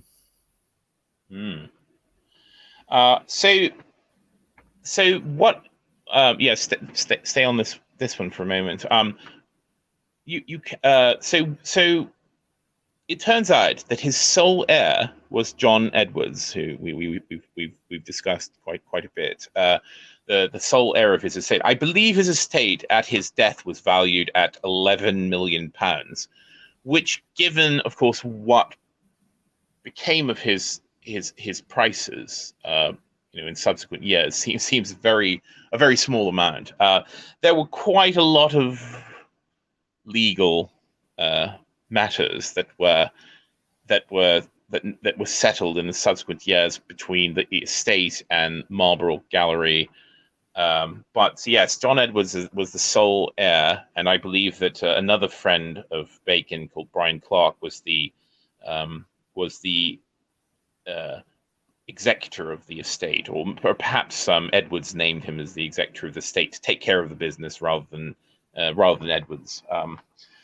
But it took quite a number of years to sort of bring any settlement to the estate. And in the meantime, Bacon's studio and flat remained, untouched and intact. And indeed, the final images that I have here are photographs of Bacon's studio and the flat as well, that were taken in 1998. Just prior to their dismantling. So in 98, the estate bequeathed the contents of the studio to the Hugh Lane in Dublin for various reasons. I think we touched on this in a previous stream. Yeah. So someone in the questions in the chat is asking, there was no surviving family. There was Ianthe, his sister. So he had two brothers who had died, and he had, I think, two sisters, and at least one of them was alive. And he was on quite friendly terms with them, and he paid for sort of expensive private medical bills for various members of his family and also for close friends. So he was extremely generous during his life. So I think there's a lot of people who you might expect to have been named in the will were not named, because Bacon had been extremely generous with money and giving away very valuable pictures.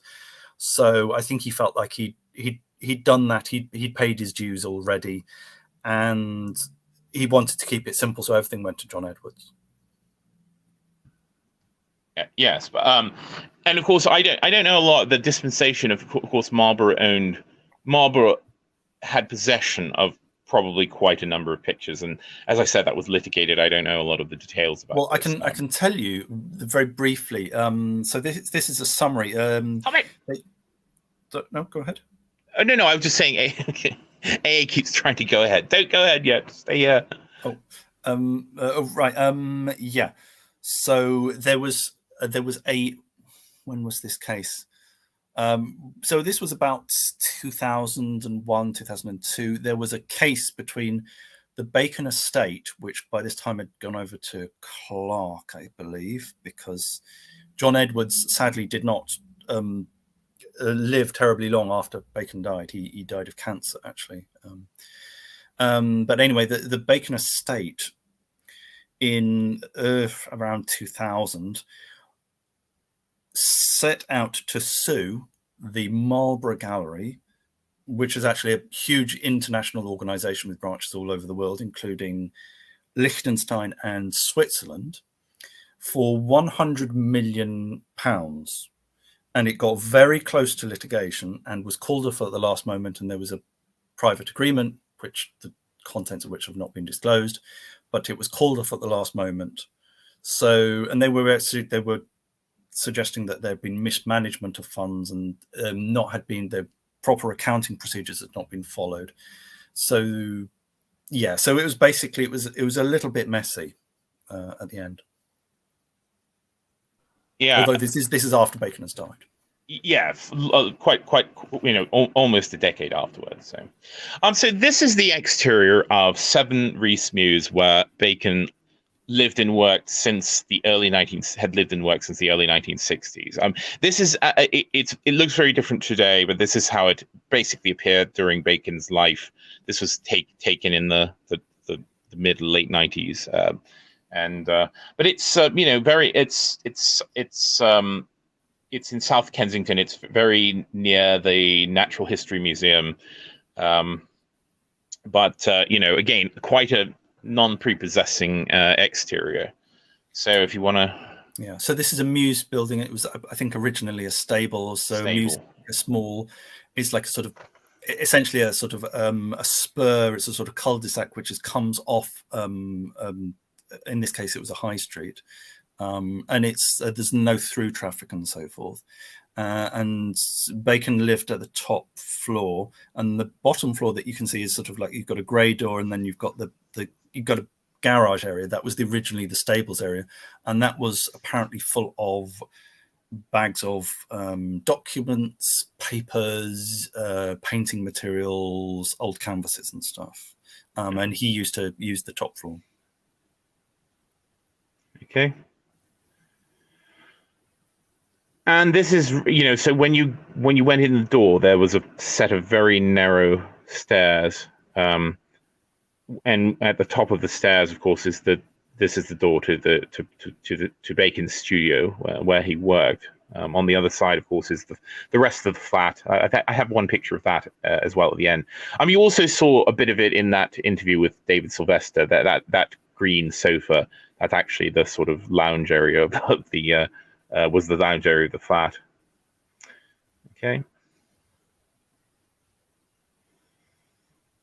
So this is the studio as Bacon left it in 1992, and we've seen a bit of this famously chaotic space in other images and videos that we watched in previous editions of the stream. So, but this gives you a sense of the kind of scope and scale of the materials inside. So as I said, the contents of the studio were given to the Hugh Lane in Dublin, and over the course of many months, perhaps even longer, there was they made a sort of survey, including basically sort of having various conservation scientists and such sort of assess and catalog every single item, every scrap of paper, every dried up paintbrush, every eviscerated paint tube, every canvas, some of which was slashed, every book, whatever. This is all cataloged. The position of everything was very carefully mapped, and then the studio was moved, including the walls and the ceiling and all of that. It was moved to the Hugh Lane and reconstructed, and everything was put back more or less where it had been. So it's a massive undertaking, that this bit of almost archaeology excavation. You want to go on, you can see more. Oh yeah, by the more. way, the position you've got there is you're basically looking from where there was a window that was covered over, that Bacon never used, because he only ever used the skylight or the electric light. But the window where you're standing at the back, which is your back here again, this is just like a different view. In the Hugh Lane, I believe that is where there is like a glass partition, and you can look through into the studio as if you were basically looking through the window. Yeah, and that is where most of the paintings, most of the canvases, that's where he placed the canvases when he worked on them. So you can see the sort of position of that easel. I mean, it's sort of where that window would have been, where most of the time he either had the canvas on an easel or it was propped up there. Yeah, and he could only work on one canvas at a time, one large canvas at a time. Yeah, it's a fairly small space. Oh, sorry, no, I just have to explain. The window at the back was covered over by other canvases, and by any canvas he was working on the easel. He only used the skylight and the electric light. Yes. And there's the wall, which he called his only abstract paintings. And of course, he quite rightfully said also photographers like to pose him in front of those walls to take pictures of him. This is let me just see if this is the one. Yeah, this is actually quite an earlier picture. This was actually taken by Lord Snowdon, famously the photographer. This was from the 70s. You can see actually Francis Bacon's glass perched there, but I put it in as I quite like this picture. But this is all the rest of from after his death. So yeah, he used a mixture of art materials that he would buy from his local store. He used also sort of other materials that were not standard artist materials, so like the letrosette, the dry lettering. He would also use foam rollers to apply paint, so sometimes he would use emulsion as well, oil paint, acrylic paint, pastels to fill in large areas. He never did the figures in pastel. Okay. And the floor of the space was just an ocean of basically clippings, books, reference materials. You can see some of there's a book on Avard Monk. There's pictures of Bacon. There's some pictures of his own work. That's a Rodin sculpture. Photograph.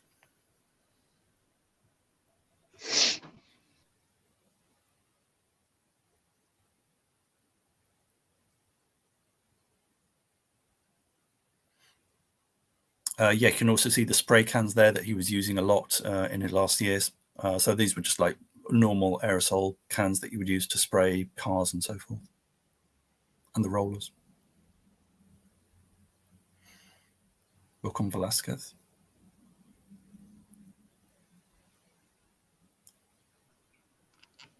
Oh, I had myself muted. Sorry about that.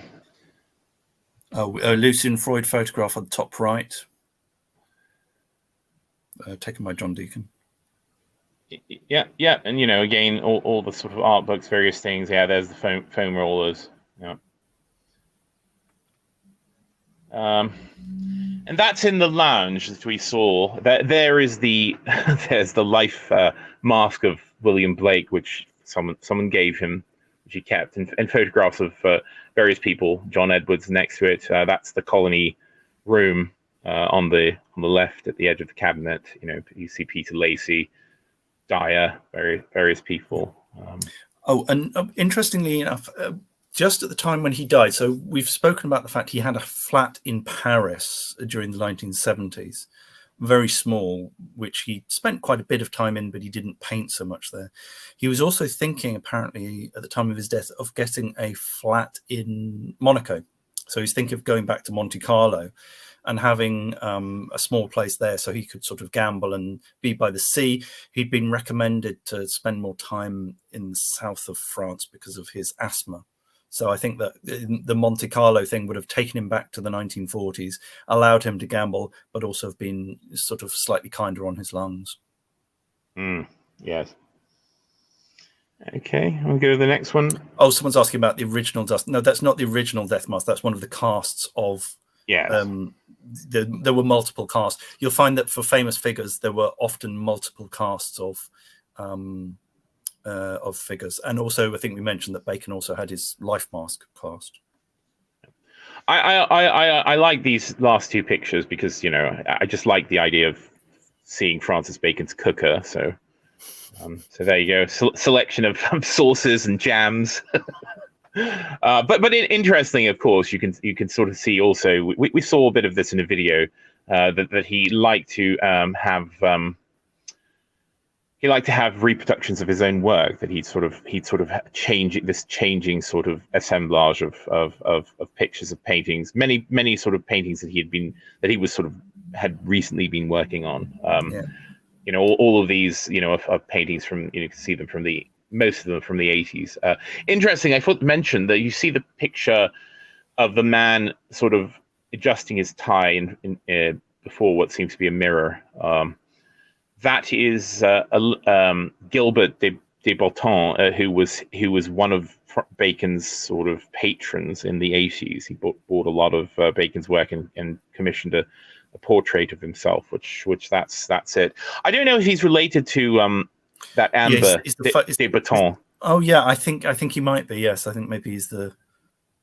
Yeah, so it was just reshuffled by Sunak, but yeah. So there we go. And his son is Alain de Botton, the writer and philosopher, TV presenter. Yeah. TV presenter. So also remember, everything in those bottles is completely rank and unusable because this is like 10 years after Bacon's death. Yeah, this is 1998. It's been sitting there, you know, completely untouched for all those years. So no, God, there's probably things in the fridge I dread to think about. Apparently they made a decision about, well, you will have to move everything out of the house because apparently the mice started coming. And they were eating the bacon archives that were lying all on the floor. So all of these scrunched up bits of paper were getting eaten by mice. And so the Bacon estate said, okay, right, we have to move it because it's just not going to last if we leave it. No. And then the last picture is the cooker from another angle. There we go.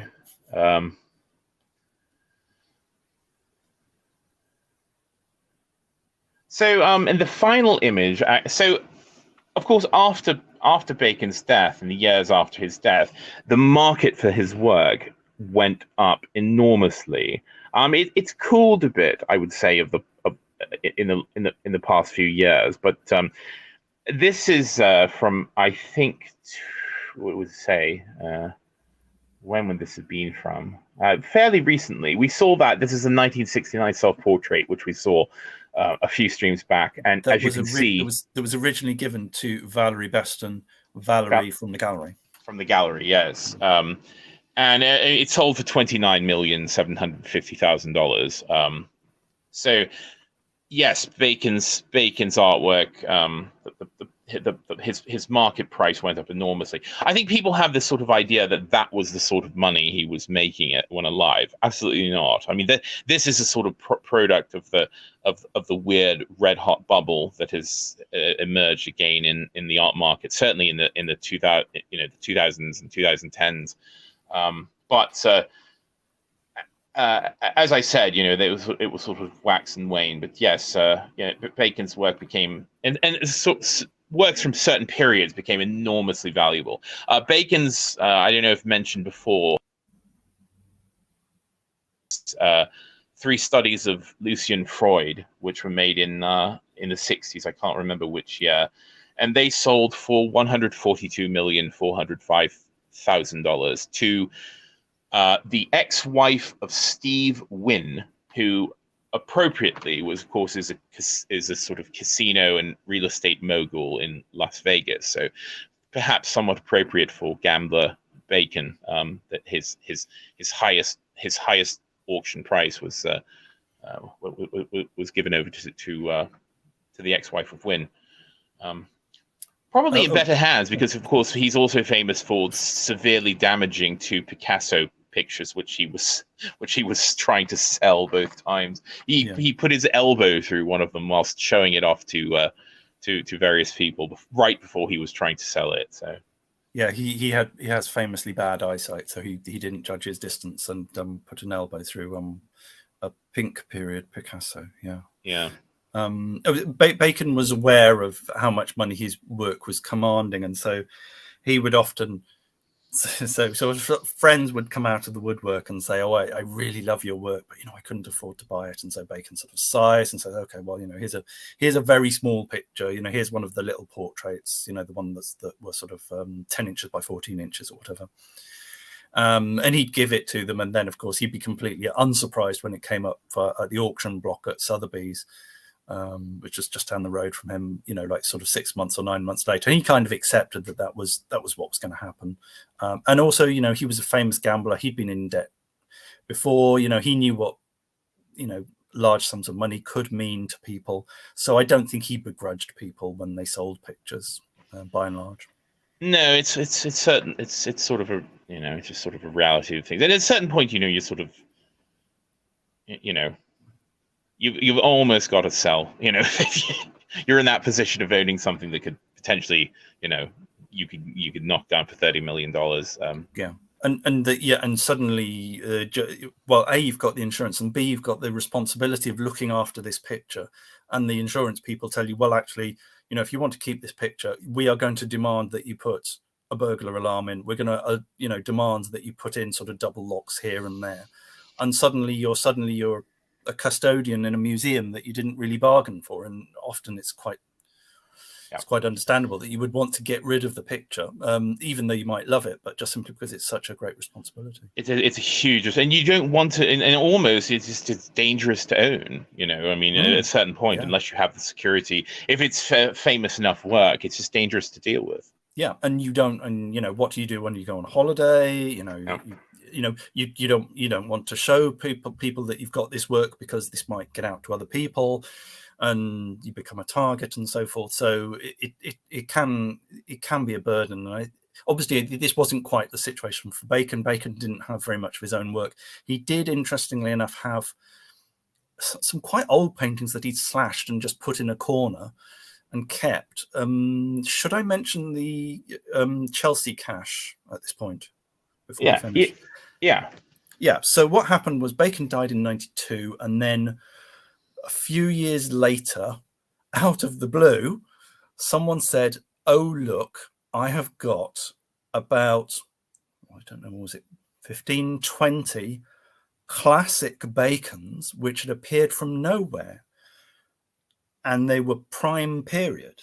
And this is just unheard of. Because Bacon was not an especially prolific painter, if you count the fact that he destroyed quite a lot of work.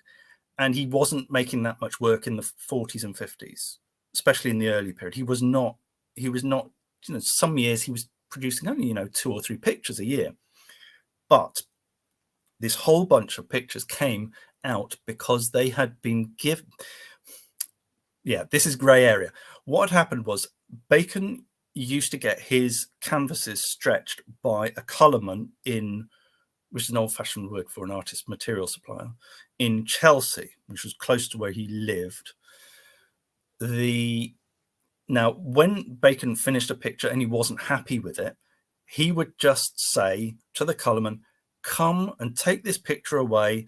I want a new, fresh canvas on this stretcher." So you've got a wooden stretch, which is like a sort of a framework, and then you apply the canvas to it.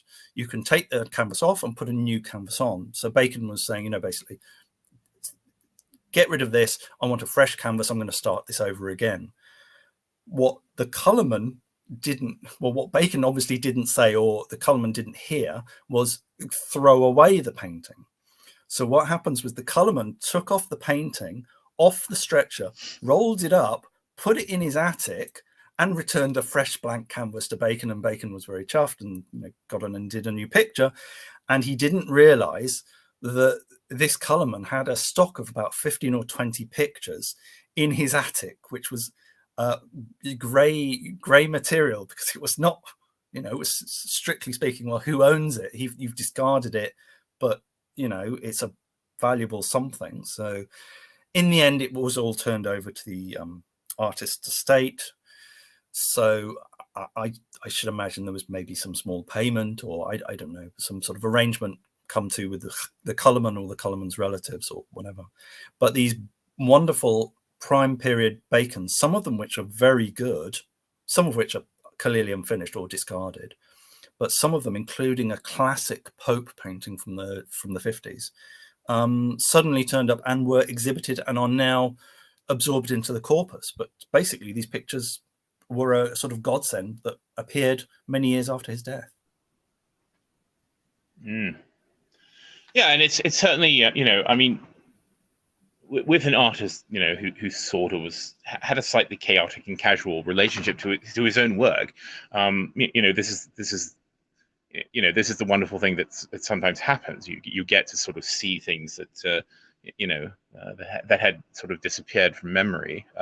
You know, other artists, you know, you're never going to get a Gerhard Richter painting that you've never seen before, because every single one of them has a number. So there's an enormous catalogue of all of them. Oh, but, and in my case, I can't, because I've actually reviewed every single painting he's ever done, which is in the catalogue raisonné, which was wow. I thought would be wonderful, because you get these fantastic catalogues for 250 euros or 300 euros each, but then you've got to review like 4 or 5 or 6 volumes of them, and you think, oh God, what did I talk myself into? Yeah, I've been buying the Warhol catalogue raisonné, which has been you know, it's been going on for years, and they're, you know, they end, it's just enormous. I mean, Warhol, of course, you know, famously a prodigious output.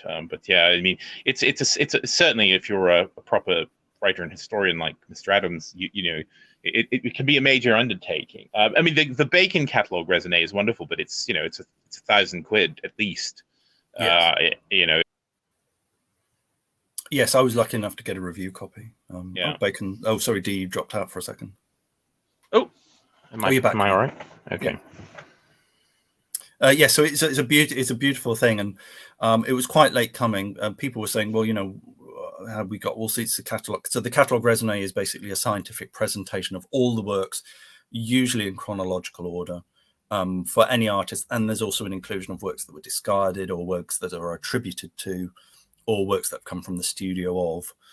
And this is a beautiful set, but it's surprising that he didn't produce as many paintings as one might expect. I think this catalogue runs to something like 800, 700 and something, paintings, which is not a huge production, because of course you got to remember that he didn't officially do any drawings, which would right. bump up the number. Yeah, or, you know, and as we discussed, his graphical output was, you know, his prints. I'm not terribly fond of them, so So yes, and of course I should say that if people are interested in looking through all of Bacon's work, the Francis Bacon Estate has a website that has, you know, sort of lower resolution versions, but you can look at all of them, and it has them in, you know, in order, and gives them all their numbers and gives basic information about them. And I should say, of course, you know, a belated thank you to the Bacon Estate for you know, for having all these, you know, these works available. So if people are interested, I believe it's francisbacon.com, something like that. Yeah, and so some artist estates are very friendly and helpful, and I think we got a little bump on Twitter from the Bacon Estate sort of retweeting or something, which was quite nice. I believe they did retweet one of the stream links. So. Yeah, so some artist estates are notoriously litigious or difficult to deal with. The Bacon Estate, I think, has been run very well, and my contact with them, which has been for various reviews and stuff, has been quite friendly and supportive. So I've got nothing negative to say. I mean, I think they're doing a very good job. Oh, and also for, you know, real estate fans, I believe that 7 Rees Mews sold for £1 million. It was on the market for quite a while. I mean, it's sold, you know, quite a long time ago, probably 10 years ago. But yeah, if you're curious, I wonder in current London prices what it would go for on the market. I mean, it's certainly been greatly improved since Bacon lived there, but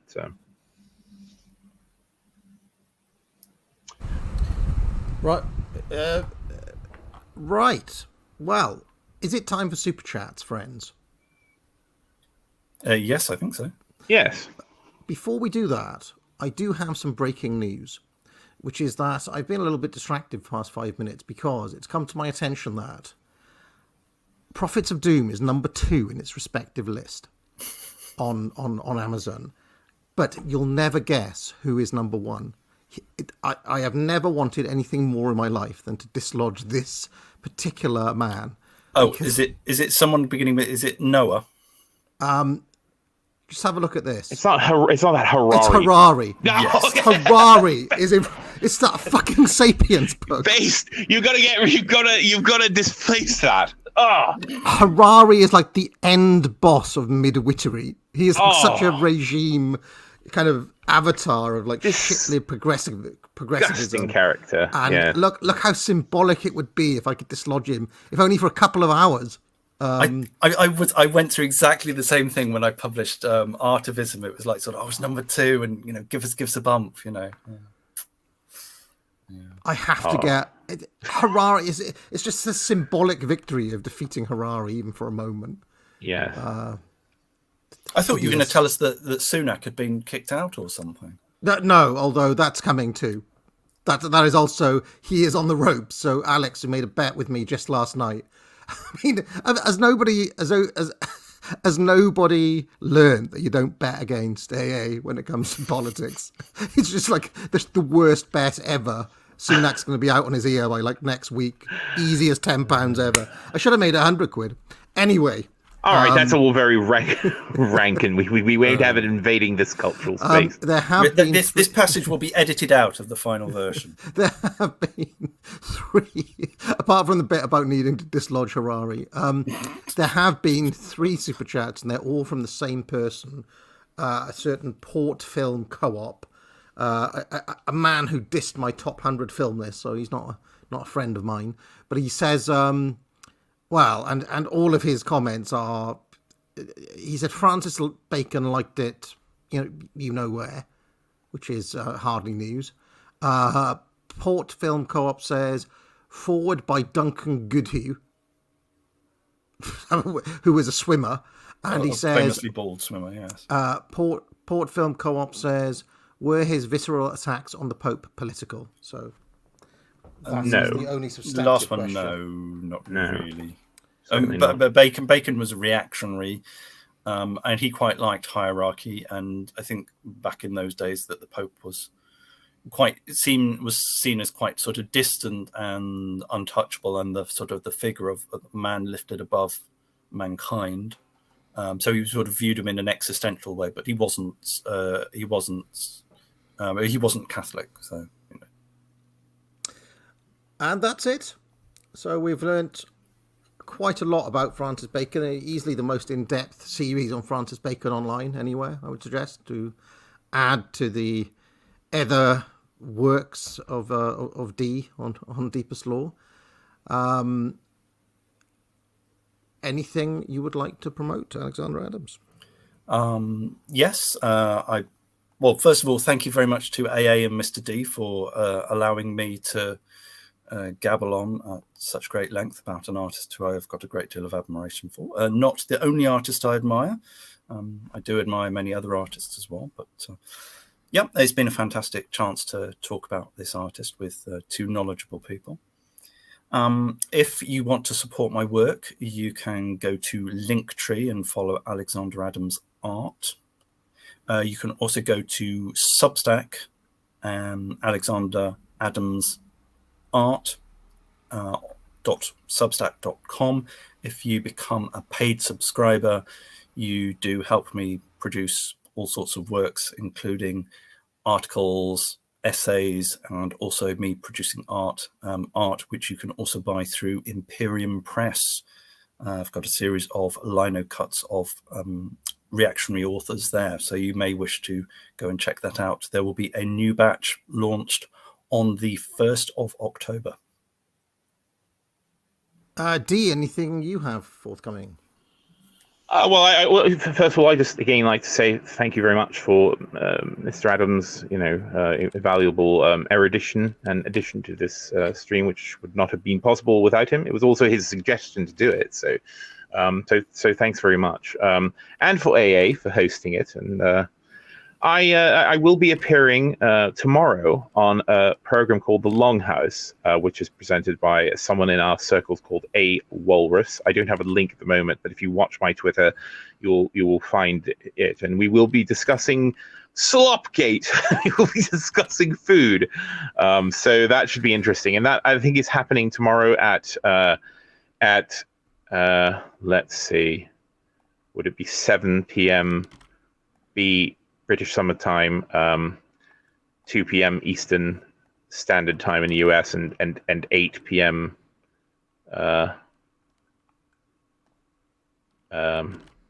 Whatever Norwegian time, I think. So anyway, but just look at my Twitter for that link, and also you can follow me for I occasionally post art and other things.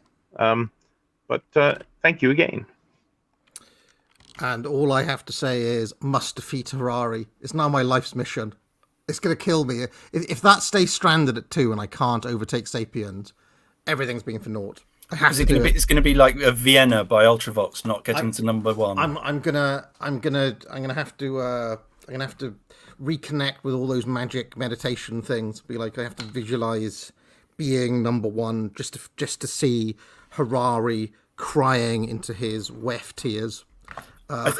You have to subscribe to that meditation app by Sam Harris. Yeah, exactly. I'll do Sam Harris meditations to defeat Harari. Maybe that's how he did it in the first place. So, anyway, do buy Prophets of Doom. It's now like your kind of metaphysical duty to do so. And I have turned the fan off for literally 30 seconds just to kind of finish up the show here, and I am already just dripping with sweat yet again. It's so hot here. So I'm gonna probably spend the rest of the day like walking outside, I think, because it's just too hot. But thank you very much for both of you. Very educational. Everything you want to know about Francis Bacon and more. And yes, I have my video tomorrow morning at 9 a.m. It's a pretty important one to catch as far as videos go, because it is it's an excerpt from Richard Hilton's Imperial Obituary, an incredibly hard to get hold of book. It's probably the key chapter in that book. I just read it in full, and I'll probably make that available as a little standalone podcast as well. So, I've learned, Alexander, that if I mention a book, every copy basically just disappears overnight, which then makes it impossible to actually get hold of them. So I have to do my bit to actually make them available where PDFs don't exist and so on. So I think so. I'm waiting for your streams on my books of poetry, including one on Francis Bacon. Yes, get his book on Francis Bacon as well. All right, thank you very much, ladies and gentlemen. See you soon. Goodbye for now. What goes on in this town is none of your business. As long as I'm living here, it is. Then maybe you shouldn't be living here!